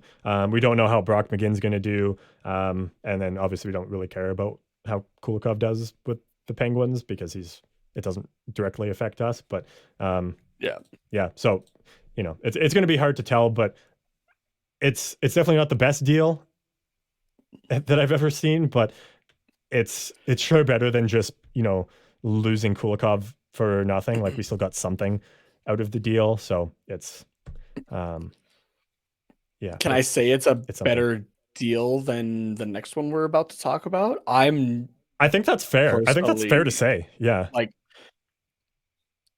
So, okay, I'll let you read off the deal. Sorry. Sure, then, So the last deal of the day coming in just a couple minutes before the deadline. Literally 2 minutes.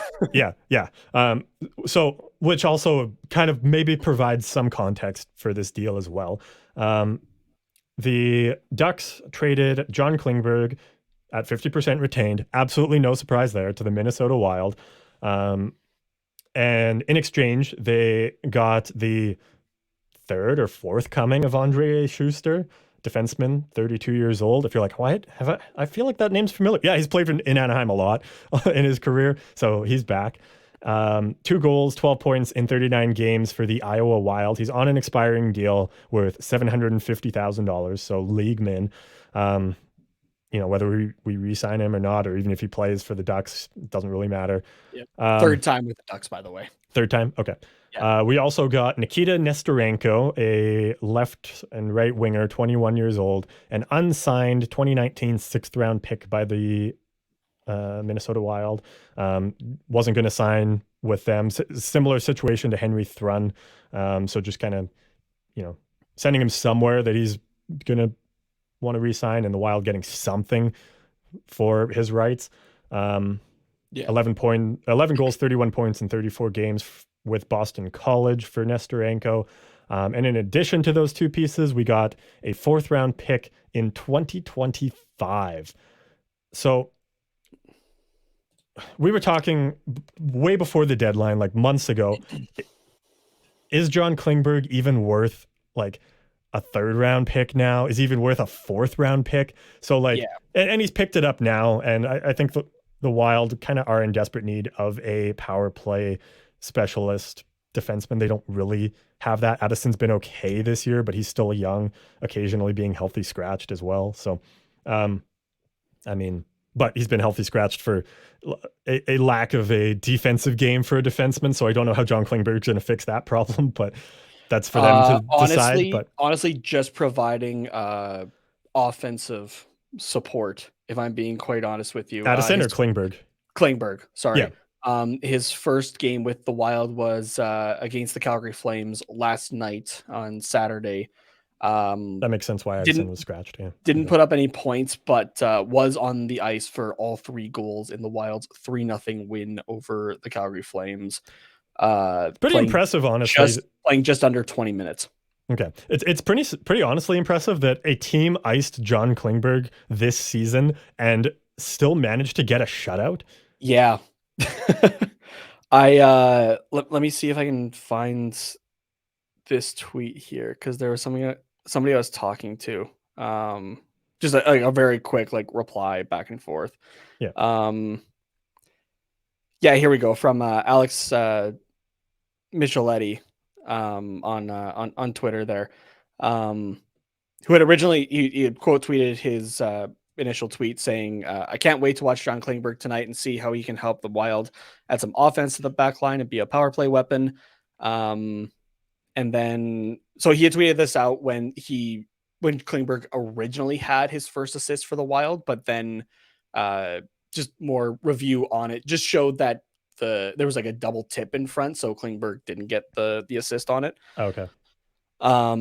But yeah, so at the time, an assist for Klingberg in his debut, so far good start. So I just said, like, as long as whoever plays with him can cover his defensive liabilities, and then I put, which are massive, by the way, he'll do fine for the Wild. So, and Alex agreed. He just said, "Yep, like get him with Brodin ASAP."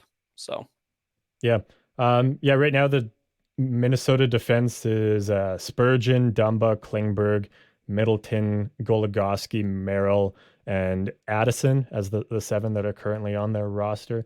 The Brodin guy that you mentioned must be injured. Oh yes, he's on IR here. So, Jonas Brodin. Definitely defensive dude. Yeah. The type of guy that Klingberg could have excelled better with had we had one still on the Ducks. Yeah, exactly. So we were talking, like, is Klingberg even worth a third or a fourth? So, the fact that we, like, I don't think we were getting a second for Klingberg ever. A third, maybe. I don't know. I did actually have the Wild up here for, they don't have a third round pick in 23 or 24. They do have a 25 third round pick. So, I mean, that probably would have made this deal a little bit more digestible, but I can see why they would want to give away their fourth, because that they have Toronto's fourth, I'm assuming, from the Ryan O'Reilly deal. Yes, they got that one. So, they're probably more okay with giving up that one. And then, like I said, the Wild didn't have a third or a fourth this year. So a fifth would have been a no-go. A second is hard to stomach when you don't have a third or a fourth. Although they do have 2 seconds. So, I mean, I don't know. I don't know why. I don't know how GMs pick what year you get your pick in, but I mean, it probably has to do with them having the Leafs 4th round pick as well, that, then you still have at least one pick to deal with. The Schuster one, fine, whatever. He's going to play in the AHL. Yeah, it was automatically assigned there. Yeah, and he might play for the Ducks this season defensively. Like, it was probably necessary that we get a defenseman back in whatever deal, because, like, we need somebody. We need a body to play defense. And we got 2, because we also got Prisky, remember? Yeah, I mean, in like a purely we need options is I guess what I'm trying to say. The Nestorenko one is kind of curious, but overall, it's a pretty underwhelming return for John Klingberg. But given the context that this call was made 2 minutes to the deadline, it's entirely possible that the incoming phone calls were silent, and that Verbeek, was calling teams like, "Hey, do you want John Klingberg?" and then just got hung up on. And then eventually the Wild were like, "Yeah, sure, I guess we'll take Klingberg. We don't really want, we'll give you a fourth, this guy that doesn't want to play here, and somebody who is at the AHL level that you've had a couple times.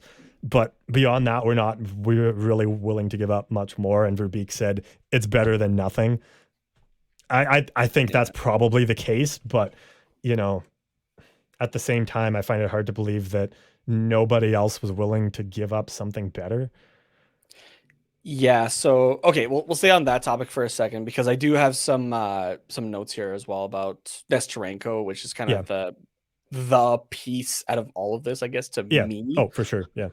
But for Klingberg in particular, like this, yeah, I saw this return and I went, really? Like that's what we did? Like I get it. Klingberg has not done well this year. He hasn't. It's not been good. We've harped on him and that kind of thing. And at $3.5 million, that's still a lot. So, but the return should have been better than that. It should have. Like this is underwhelming, I think, puts it lightly. Congrats. You got like the Wild got a power play specialist, right? Who, mind you, only one game in, looks a lot more comfortable on the Wild. And is kind of just able to do. There's probably a system in place. So yeah, exactly. But it's like you got a guy that is NHL caliber, right? At least like second pairing in exchange for an AHL guy and somebody that hell might not even sign with us. Right. Yeah. And a fourth round pick for in 2 years. Like when we're talking about getting picks for Klingberg, those were picks for this year. Next picks that could help us now, or like not like now, but like a couple of years down the line. Yeah, not in 3 drafts. Yeah, like it's really underwhelming to me. And I'm gonna read part of this article here as well from Eric Stevens because I think go for it. He's got a whole article dedicated just to this trade alone. Definitely go check it out on theathletic.com. But I want to pull just this certain part because I think it just kind of it's good questions and kind of sums up the entire thing. So worst case scenario, we thought involved the Ducks flipping Klingberg for a solid draft pick before this year's deadline, maybe in a first rounder. Instead, Verbeek makes contact with a foul tip. I love the baseball analogy in here as well. With a foul tip, perhaps a dribbler back to the mound, which is worse because it ends the at-bat. Verbeek had one of the NHL's last deals before the Friday's deadline when he sent Klingberg, the 30-year-old defenseman, to the Minnesota Wild for fourth-round pick, Schuster, and unsigned prospect, Nesterenko. A weak swing like that can be damaging for an NHL general manager, especially one like Verbeek, whose goal is to dig his team out of a major rebuild and put it on the path to respectability and winning. It's not that the Anaheim boss hasn't stockpiled some quality assets. He has many quality young players, plus 12 picks over the first 3 rounds in the next 2 drafts. But it's hard to fathom how wrong this investment in Klingberg went. Terrible, really. A puck mover with sublime offensive instincts netted only a 4th-round pick in 2025. And I love this. He uses a lot of sports analogies. It's fantastic. To use a seaside golfing analogy, he writes, Verbeek shanked his drive into the Pacific Ocean. Like this was just... yeah, like I said, like underwhelming is kind of putting it lightly. Like this was just disappointing. Yeah, the return on investment is not great here. No, like yes, you needed somebody, but did you need specifically John Klingberg at that dollar value? Right? Like so you're talking about the initial signing, you mean? The initial signing, but then with 2020 vision of what it turned into, right? Yeah. Like you took that on thinking that you were going to get a quality pick out of this year, at least. Yeah. Right. Maybe next year. Instead, you got a guy who's, fills in for the NHL every now and then kind of thing. At best. But is thrown around mainly for the minor leagues. Which, to be fair, our minor league does need a lot of help, in fairness. But true. But that's where, a more recent pick maybe helps that a little bit more, right? Yeah, like gives you more in the cupboard. Schuster doesn't do that for you. Sorry. Yeah. That 4th-round pick isn't also going to be a thing for 3 years. And if you're looking for development wise, like that's a 14 or a 15-year-old right now. Yeah. Like that doesn't even by the time that they're like, getting ready to play kind of thing. Does that help the Ducks when they need it? Not overly. Yeah. So I mean, thinking of it not as a player and thinking of it as more, or even as a draft pick and thinking of it more as an asset. Let's go back to the Ryan O'Reilly deal, which, aside from all of the other pieces, all Minnesota got from that was that that 4th round pick in a couple of years and all they had to do was retain a little bit of Ryan O'Reilly's salary for the rest of this season. What was it? It was like 1.87 something, yeah, $1.875 million. And all they had to do was retain precisely $3.75 million of Ryan O'Reilly's salary for this year. So in that sense, well, that's being a broker, right? Yeah, so yeah, okay, yeah. if you're going to take off, you think of that. Here's some of, here's some payment for you taking this on. Yeah, but you think of that where the Ducks could be in 2 years, I guess. So it would be the year that draft pick would be used, and not necessarily one that's a couple of years down the line. The Ducks maybe are trying to get another piece to push them a little bit higher in a playoff race in a couple of years.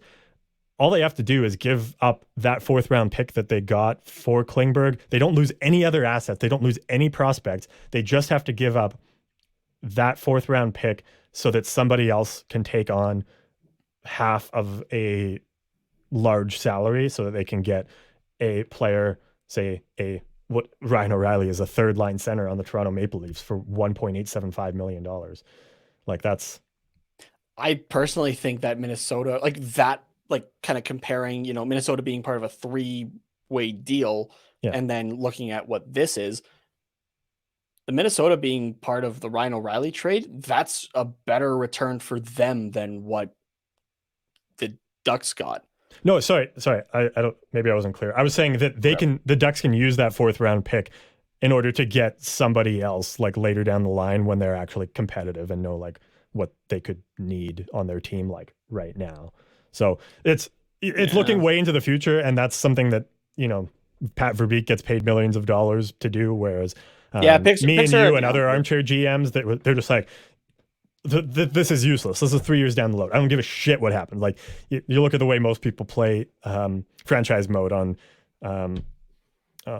like the EA NHL games, like, or at least the way I play it. Anything that's not a pick from this year, I don't give a fuck about it. Like, get it out of here. 1st round pick in 2 years, don't give a shit. I'll trade that for a depth forward any day. Like, I literally don't give a shit about them. I'm sure a lot of people play them that way as well. So, there is probably a little bit more foresight involved in this. It still doesn't make the deal any better, but it's just hard for me personally to judge that 4th round pick that's 3 years away when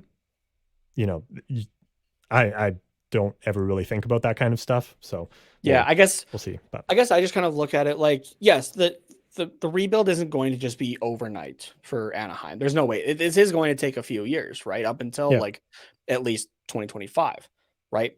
But you look at all the picks, or like all the pieces around it, kind of thing, and yes, because like the Ducks are going to be, like I said, improving in like over the next few years, but at the same time, you don't want to start improving in the next couple of years, right? It'd be nice to get some pieces that helps you start to improve now and heading into next season. None of these pieces help with that. No. Right? You have no guarantee that Nestorenko is even going to sign with you, right? Yeah.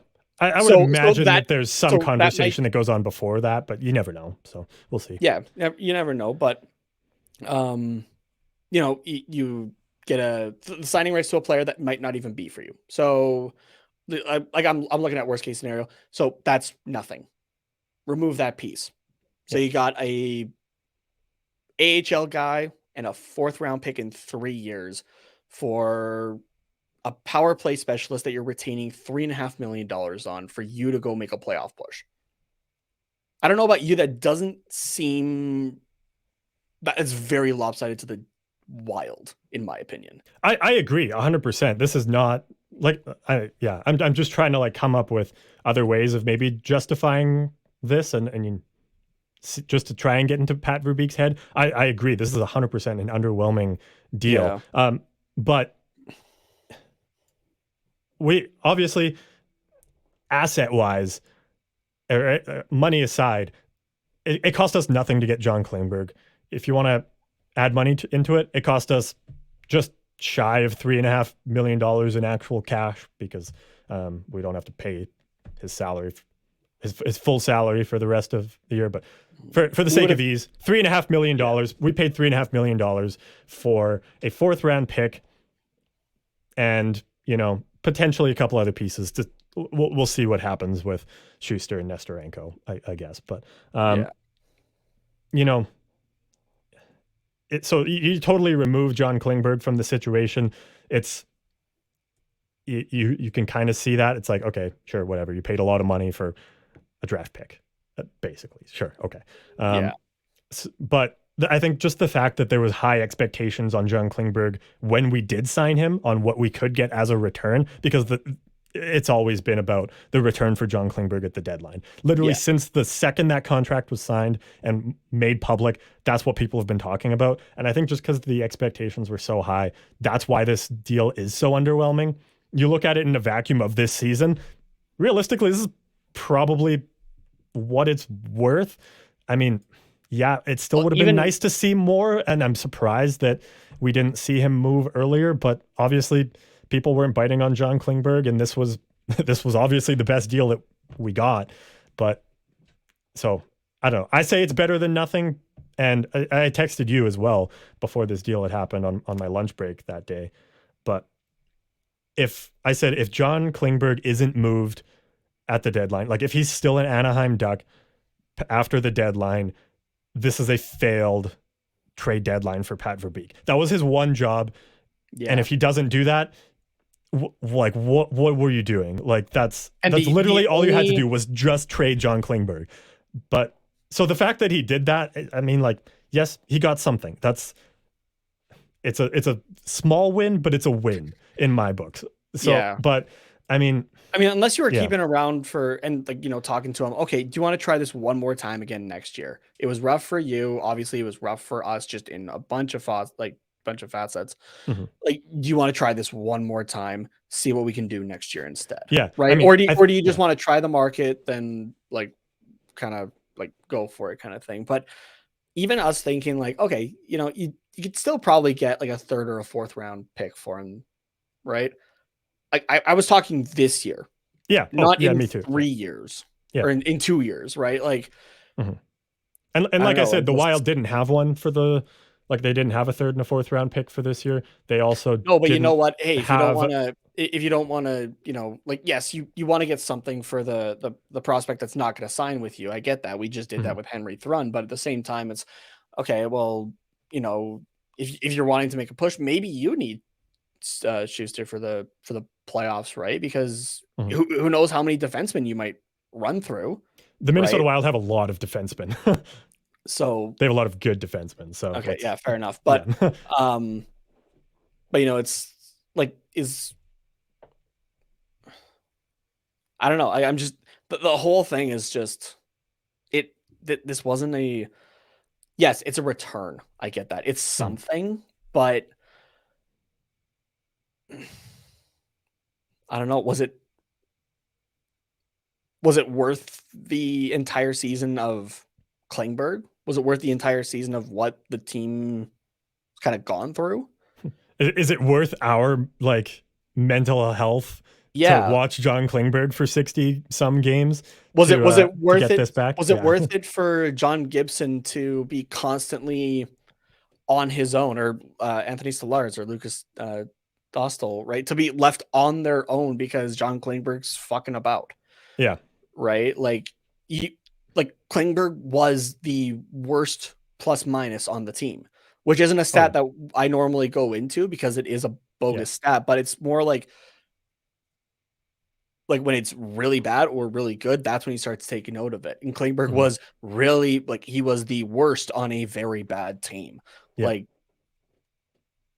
it says something about him. Yeah. So I don't know, but it's So I mean, just to kind of wrap up this deadline for Pat Verbeek as a whole, honestly, before he traded John Klingberg, I was ready to give him an F because he did absolutely nothing, and then he traded Kulikov, so like cool, but still like that's not really worth much, so still an F. After trading John Klingberg, he gets a D from me. Yeah, if I'm putting a letter grade on it. Like I don't think a D plus technically. Oh no, it's D plus D and then D plus F? D F. Yeah. Okay. Yeah. Like it's definitely not a C or a C minus. Like there's no way I'm giving him that. A D plus would be very, very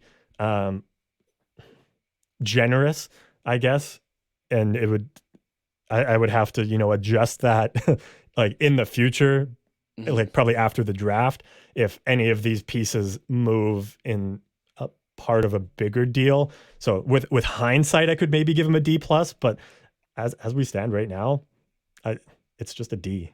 Yeah. If you combine these two deals together, you sold off two, we'll say two usable NHL defensemen and you're holding back as well, helping these other teams. Like you're kind of being the good guy here of, hey, here's something to help you for your push, and we're going to retain money on them so that it fits under your dollar amount. You're holding on to just over $4.5 million, which is substantial, especially over the last few years with the cap, right? Mm-hmm. You're holding on to like over $4.5 million and giving up two usable NHL defensemen, which we went through the lineup that played in Montreal. We are very fucking low on right now. Mm-hmm. Essentially for two minor league guys and 2 picks in a year and two. And an overpaid bottom 6 forward. Don't forget about that. Oh, no. He's an AHL guy. Okay. Well, he's in the AHL conversation for me because that's where he was when he got traded. He was a scratch for Anaheim because he hasn't been sent down yet if he's going to be. Yeah, or he's going to be like a fill-in guy for if somebody goes out kind of thing. But I don't think he is. I think because he hasn't played in the AHL since 16-17, where he played 9 games with the Charlotte Checkers. So I don't consider him an AHL guy. I think the waiver thing was maybe more of like a just to show, oh, there's look Anaheim, there's nobody interested in picking up Brock McGinn for this deal. So you can safely waive him and not just lose him for nothing. I think that's kind of more what that transaction was. Okay, but if nobody wants him, then why should I pay you so much for it? That's kind of the question. I'm not justifying it, but I'm saying calling him an AHL player is not fair. So yeah, no, that's just the question I throw back. Okay, fine. Not an AHL player. You picked up a not great contract. It's not one that you signed. Like I said, an overpaid bottom 6 forward. Yeah. It's still not great. Yeah, it's a D.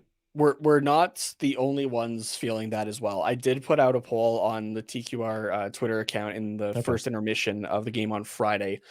Scale of 1 to 4, 1 being horrible, 4 being great. How would you rank the Ducks trade deadline? We got 33 votes in, 61% gave it a 2, so it's 1 is horrible, 2 is meh, 3 good enough, 4 great. Nobody gave a horrible. 3% of people said it was great. Good enough was 36, but 61% said meh. See, I think the 3% were probably Kings fans saying like, "Oh fuck yeah, this is fantastic." So, no, I'd agree with that. Yeah, like I'm not going to say it's horrible because he traded John Klingberg and Kulikov, which he kind of you got something for them. Good, yeah. You didn't fail. Yeah, that's what you were expected to do. You probably would have traded Henrique had he been healthy. You might have traded Stothers too, but it wasn't really. Yeah, but I don't think the market was really there for him. So, like, given what you could trade, you did fine, but the returns on them are not great. So, yeah, you sold for less than you should have. Yeah, overall, and I get that the market's tight overall as well, but this, looking at it, looks to be the market's tight, but I'm going to squeeze even more. Yeah, right. I'm going to from say the Wild perspective, I'm going to make sure I get what I want, but I'm not willing to give you what you're looking for, even close. In my opinion, is what it looks like here. Yeah. So I don't know, but yeah, I mean, I still have faith in Pat Verbeek to turn this team around long term, but it's obviously it's going to be a long grind, but yeah, for sure. Some of the moves that have been made so far, we've seen this a year and a half now of Pat Verbeek. We've seen 2 deadlines, and last year we talked like, oh, this is a great deadline. We got a lot of assets in return, and yeah, it was good. In hindsight, though, was trading Lindholm a fantastic choice considering what he's doing. And yes, it's Boston, and they're doing something absolutely insane right now. But you look at what he's doing in Boston, and you're like, it would kind of be nice to maybe have Lindholm on our roster right now. You look at what happened when Manson left, and we turned into a bunch of soft, squishy pillows, and maybe a little bit of physicality on the back end would kind of, and someone who can actually defend would actually kind of be nice. I forget. Ricard Raquel. Maybe a little bit of depth scoring would be okay for Raquel. So there was another piece we moved last year. I don't remember who it was. I'm blanking on it. But just looking in hindsight at that trade and then at this one, I'm like, this team is. Honestly, I want to say it's taking a step back under Pat Verbeek just based on the deals he's made. And yes, we kind of expected that. Like, we're going to have to take a step back and strip things down so that we can build it back up again and actually be decent. But it's we've yet to see kind of the master plan start to come into place, I guess. So So here's the guy that you're missing, which was also with the Minnesota Wild, Nick Delorier. Oh, yeah. Mind you, this year's 3rd round pick. Yeah, that's kind of a steal for Delorier, I'll still say. But literally the same GMs, the same teams, and you got a better return for Nick Delorier. Yeah. Like, I'm not discrediting obviously we saw what happened when Nick Delorier left the Ducks, right? We've still been dealing with it this year. We should honestly, we shouldn't have Sam Carrick being the tough guy on this team, right? That's not the guy that I'm pulling out of the lineup to be the tough guy on my team personally. Like, just no offense, it's just not the guy that I'm going for. Yeah. Right. Same way that I wouldn't, if I'm stepping back, I'm not picking me to be the tough guy. Right. I can be. I'm more than willing to, but it's not the guy I'm trying to. I would want to go for, to be honest. But yeah, so the Lindholm one, yeah, you did pretty good on that one, I would say. Right? We got a first and we got Vakanainen, and that was fine. But you got a few picks to help set you up in the future, right? And they're higher end ones, and like a second, like 2 seconds and a first, right? So but that one's but good. This year and over the next 2 years, I think we're going to be saying, oh man, I really wish we had a type of defenseman like what's that guy in Boston? Like the Hampus Lindholm type. He'd be really useful on our roster. Yeah. So that's kind of where I'm suspect because, yes, we have Jamie Drysdale who has been out all season. So, maybe he could kind of fill in that role. But who else? Cam Fowler, Jamie Drysdale, Vakanainen when he gets back, I guess is just second. But he's not the Lindholm type. I think Drysdale could be, but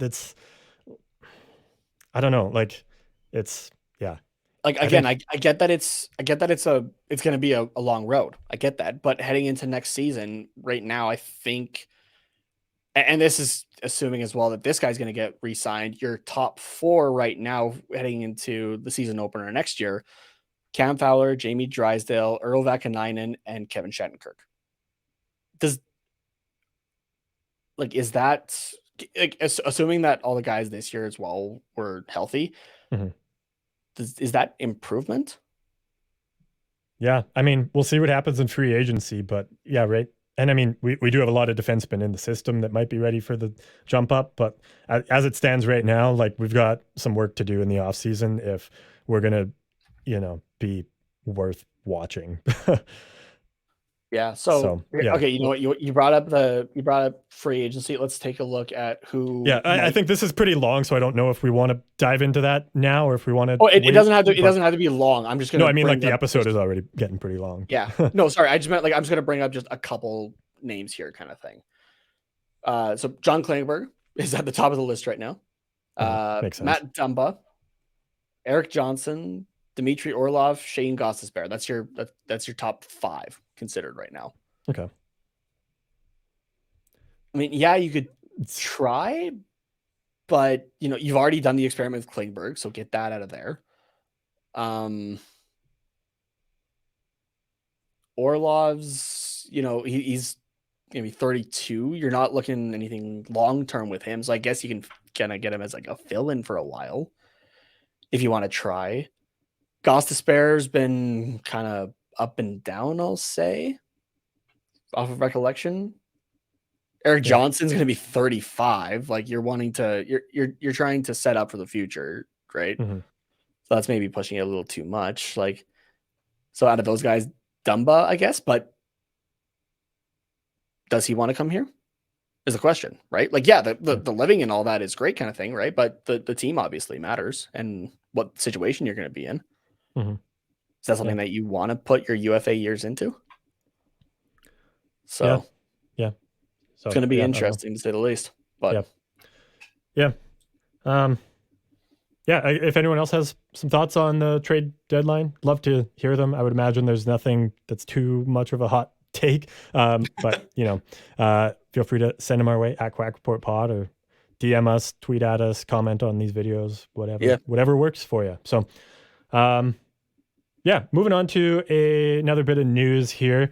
It was announced this week that, we're just all over the pessimistic, depressive train for the back half of this episode. It's not great, but the trades are, I guess, unintentional. But.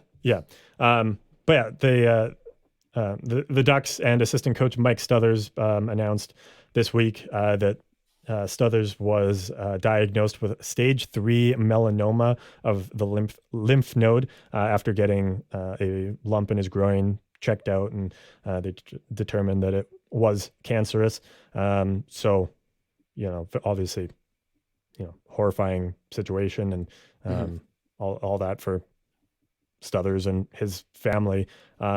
But he has said that he has continued or is going to continue with his coaching duties and responsibilities as he pursues treatment and surgery over the next few weeks, which is wildly impressive that he's like, that was even a consideration for him, and just, I think, really speaks to his toughness in particular. So that's huge for him. And, I would not expect that from anybody, but I mean, if, I guess maybe in a way it's easier to have something to take your mind off of everything if you just, continue working behind the bench. Maybe that's his thinking, but yeah, it's, very, very admirable, I guess, is the word I'm looking for. So, yeah. He spoke to the media on Saturday and about the diagnosis and the news, and it's over on the Ducks website and all that stuff. It's about a 5-minute interview. It's very powerful stuff, so would definitely recommend going to watch it if you haven't already.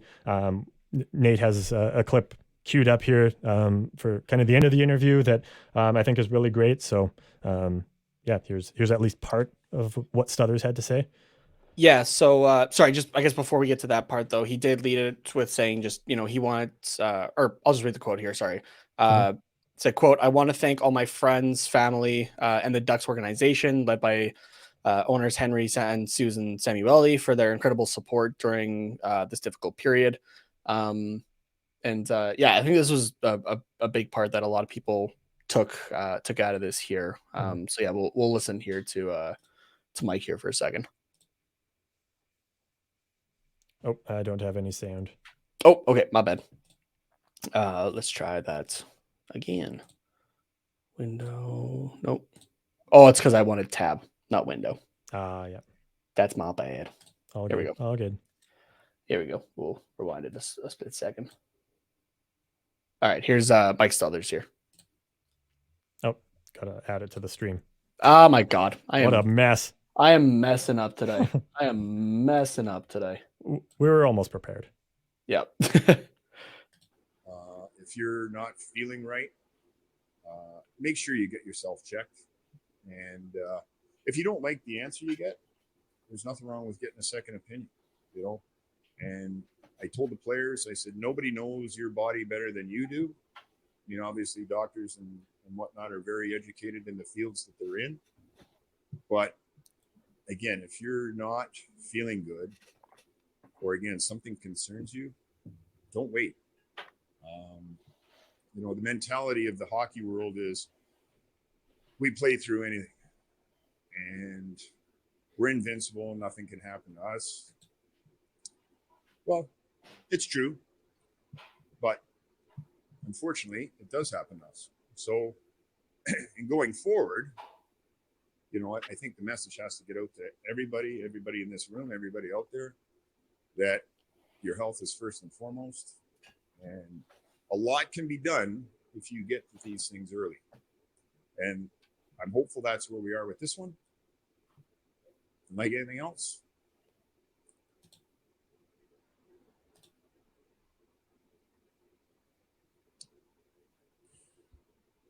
it's just another battle. And we'll get through it. That last part, I think, kind of shows the mentality of Stothers in this. It's just another battle. Yeah. I don't really know, what to add. I'm not even gonna try actually. So No, yeah. I'm just gonna reiterate. Just if you're not feeling good or you think something's going on, go make sure that it's not anything. Yeah. So yeah, it's a good message. Yeah. It's better. It's better for all that. Better to for sure know that it's nothing than not do anything and have it impact you for the rest of your life. Like not on a cancer level, but I've done that to myself kind of thing, like not like kind of pushing things off, and I'm dealing with them kind of years later personally. So take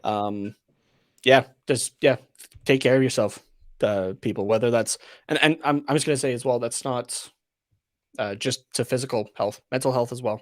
Make sure you're doing what you need to do for you, and do what you can to get the help and support that you need. So yeah, for sure. Dallas Eakins said on Twitter as well. Stutz. I don't know how you pronounce that. Stutz, I think. Stutz. Yeah. Stutz has never ever walked away from adversity or confrontation. He runs directly into it. Cancer will have its hands full with Stutz. We are thankful for the incredible support of the Samueli family, management, staff, and the players. This is one tight, caring group, which is always nice to hear. Just that the support, I guess, from the group, and like obviously you're not going to come out and be like, oh yeah, we'll just find a replacement. Like no one's ever going to like say that, but like it's we don't see a ton of behind the scenes stuff in Anaheim, but the stuff that we do see, it does really show that like this is a really tight knit group. So like just Dallas Eakins saying that, it's like, okay, yeah, no, I do believe that. And like, I do believe that, everyone's kind of rallying behind Stothers here. And and then he also kind of talks about what we kind of gathered from him and just his interview, just like how tough of a guy he is. And like, yeah, he's he's just going to battle it out. Like he says, Cancer will have its hands full with Stutz. Like, yeah, he's going to give it his all. So that's, just, a really admirable trait, I guess, for Stothers, and speaks a lot to his character. So, yeah.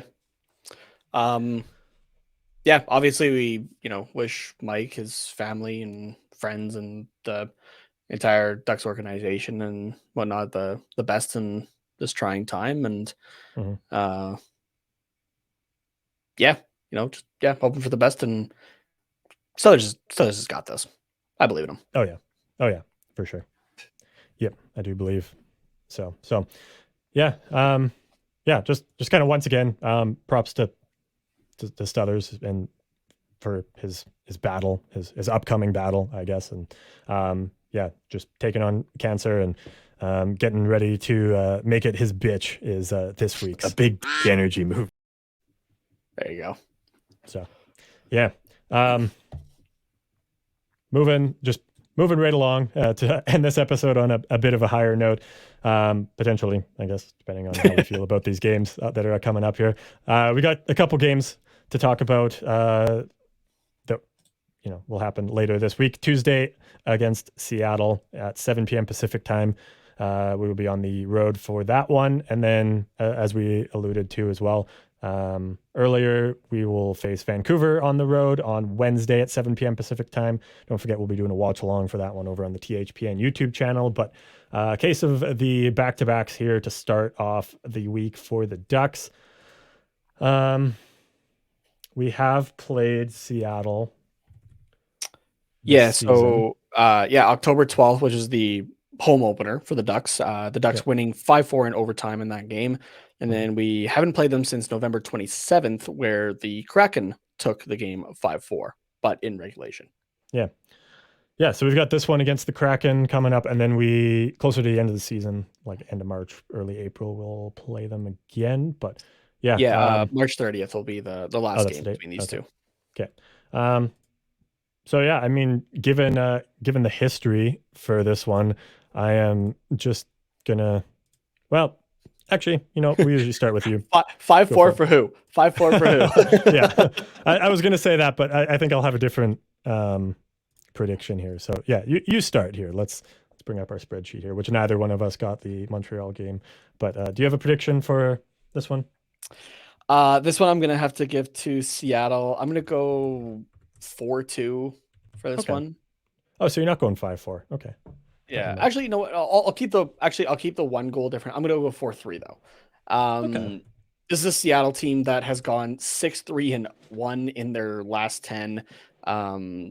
They did drop out of the they're back in the Pacific Division top 3 now. Having pushed the Edmonton Oilers out of it with 2 games in hand. This team also likes it does do well at home, 15, 12, and 3 on the season. This is definitely going to be a challenge. And this is a team that is sure of itself heading into the playoffs, so much so that they haven't made a trade since picking up Jason Megna's brother Jacob from the San Jose Sharks back on February 5th. They made no moves around the deadline. So this is a team that is sure of what they got, that these are the guys to do it with. So they're standing pat and they're not. Yeah. And I mean, they've shown that to the entire league this year as well, right? 62 games in, they're 35, 21, and 6 on the season. Good for 3rd in the Pacific Division there. So the goaltending for me is the only thing for Seattle that's kind of leaning me towards, the Ducks being able to put 3 on there. But their offense this year is what I think Anaheim would have wanted, especially with Troy Terry. When Troy Terry was out there, Seattle's goal scoring is done by committee, right? Yeah, so sure. You're watching out for everybody in this game. So so 4-3 for Seattle for this game, I think. Okay. Yeah, I mean, the Ducks have been on a bit of a tear. We haven't really even talked about this, but they've got a 5-game point streak going. They've won 4 of their last 5, and then just lost to Washington in overtime. The other 4-4 and 2 in the last 10.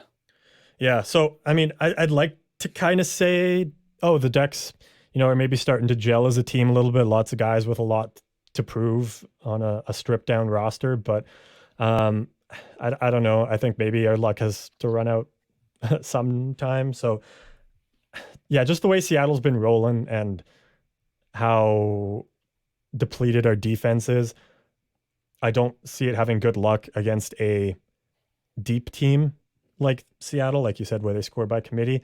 I'm going a little bigger here. I'm going to say 6-2 for Seattle. Ooh, damn. That might. I was going to say that might be the widest spread that you have. I see you had 4-0 for Carolina. I do have a 4-0 Carolina a few games ago, but I don't think I've predicted many more than that's a pretty wide spread for you to predict. Yeah, I did have a 6-4 Anaheim over Columbus. I had a 7-2 loss to Pittsburgh predicted. But okay, fair enough. I had a 4-0 Vegas prediction, but that's what happened last time we played them. So the big shutout streak where we predicted, no goals. Yeah, right. So yeah, just like kind of out of the blue, it's definitely unheard of for us. But yeah, and then on the second half of a back-to-back, we will be facing the Vancouver Canucks, who we're going to see a lot of for the next little bit. Yeah, we haven't played them at all this season, have we? One game. Back on November 3rd, where the Canucks beat us 8-5. Fun. I feel like Stothers was in net for that one. I can tell you here in just 2 seconds. No, that was John Gibson. Was it? Okay. Putting up an 848 save percentage on 46 shots. Oh, okay. Yeah, so right, that was the game that we did a watch along for that one, and that was when what's his name? Kuzmenko just started to pop off, and he put up a hat trick that game. Yeah. Yep. Now I'm remembering that. And you were like, who the fuck's this Kuzmenko guy? I can't believe we let him score a hat trick. And now you're like, okay, that makes sense. Yeah, now it's like, okay, yeah, now I wouldn't have that reaction. Now I get it. Yeah. I guess first off, do you play Gibson in the game against Seattle or against Vancouver? I play him against Seattle. Yeah. That's your first one. That's your challenge one. Not that Vancouver's not going to be a challenge, but I think that's one you give to Gibson, I think. Yeah. I agree. So okay. Just all for Wednesday night against Vancouver. That's my thought. Yeah, so let's keep in mind too, Vancouver is looking quite different. They've made quite a few deals over this last week. That could be a whole episode, I think, in itself. Just very quickly, they acquired Philip Hronik, but they got rid of Luke Shen, so upgrade there. They got Vitaly Kravtsov from the Rangers, so decent acquisition. They acquired Beauvillier in exchange for Horvat. I mean, I'd kind of put them same place that they're at now, but they've acquired a lot of picks, so look out for them next year. But also gave up that first rounder that they got for Bo Horvat. That was a head scratcher, I thought. A little bit, but if you're getting Philip Hronik, that's not bad. You're getting a first and a second, or giving up a first and a second, but you're getting Philip Hronik and a fourth for this year. So I honestly like that deal for Vancouver, but I mean, it was with the Islanders. It was probably going to be a later first. Also, I think it's a conditional pick. I think it's just top 10 protected for that Islanders pick that they gave up. But the pick becomes unprotected 2024 first round pick if this year's pick is in the top 12. Yeah, top 12. Okay, because that's when the Islanders were like just outside and trying to get in. Yeah. So okay. Yeah. So that makes sense. With the Canucks here, do you have a score prediction with Dostal being in net? The Canucks just in general are one of the more confusing teams, I think, in the NHL. especially after their trade deadline. Like there's moves that they definitely did to help their future, but then say such as swapping that first round pick, like you could have had 2 first rounders this year, and you said, no, we just need one, and we'll take a guy instead. That's I don't know. Just been really interesting to say the least. So, and I think Canucks fans are also kind of like, okay, what the fuck are we doing? Like, I thought we were done with Jim Benning, keeping us stuck, basically. Yeah. I guess kind of this was more in the context, I guess, when it was said for the Calgary Flames, but it does, I think, still work for the Vancouver Canucks. Not good enough to be good, but not bad enough to be bad. Yeah. Or no, sorry. No, how did he? Too good to be bad, too bad to be good. There you go. Yeah. That's the Vancouver Canucks kind of right now. They do, however, have Thatcher Demko back from injury, so that's a help to them for sure. But yeah, just some interesting rearranging here of the Vancouver Canucks a little bit.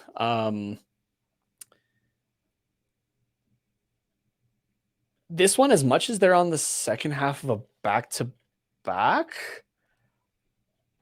kind of feel like this might go the Ducks' way. Okay. I don't think that's unreasonable.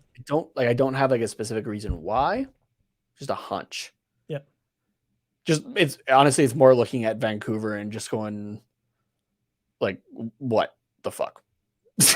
Yeah, that's fair. That's you? Totally fair. So, Anaheim wins this one. Okay. 3-1. Oh, okay. So it's a pretty good game, I think. Okay. Yeah. I don't think it's unreasonable to say Anaheim wins this one, so I'm also saying Anaheim. I find it hard to think that we would only give up 1 goal. This isn't a slight against Dostal. It's just, the amount of scoring chances we're bound to give up given our defense, especially on the second half of a back-to-back. I think we see another little bit of a higher scoring affair. So I'm going to say 5-3 for Anaheim. All right. Yeah, I think I like that. Maybe throwing an empty net in there. Still a closer game, but yeah, that's kind of how I feel. So yeah, I think Dostal could handle what the Canucks do. 5-on-5. Just taking a look at Hockey Viz here, they really it's from the blue line. That's where their shots are. That's where their shots are coming from. So if you're able to try to hold them, honestly, even if you're just able to keep them out of the slot, you got a pretty good chance. I mean, Ducks aren't really good at doing that, and we're also not good at clearing net front traffic for tips either. So if the Ducks purely focus on that, don't worry about anything else defensively. Purely focus on just dumping the trash from in front and just keeping anybody out of that area, like just up to the hash marks. That's all you need. The Ducks could take this one. Yeah. It sounds like a simple task, but I think it's a pretty big ask for our head coach to implement with our roster, especially given our roster too. So yeah, but we'll see. It's totally possible, and I still have faith in. And I guess on the flip side, this one's going to sound like a no shit at first. Offense, if they're able to get into that area, they'll be just fine, because that's the Vancouver Canucks are very similar to us in the sense that they give up a lot from right in front of the net there.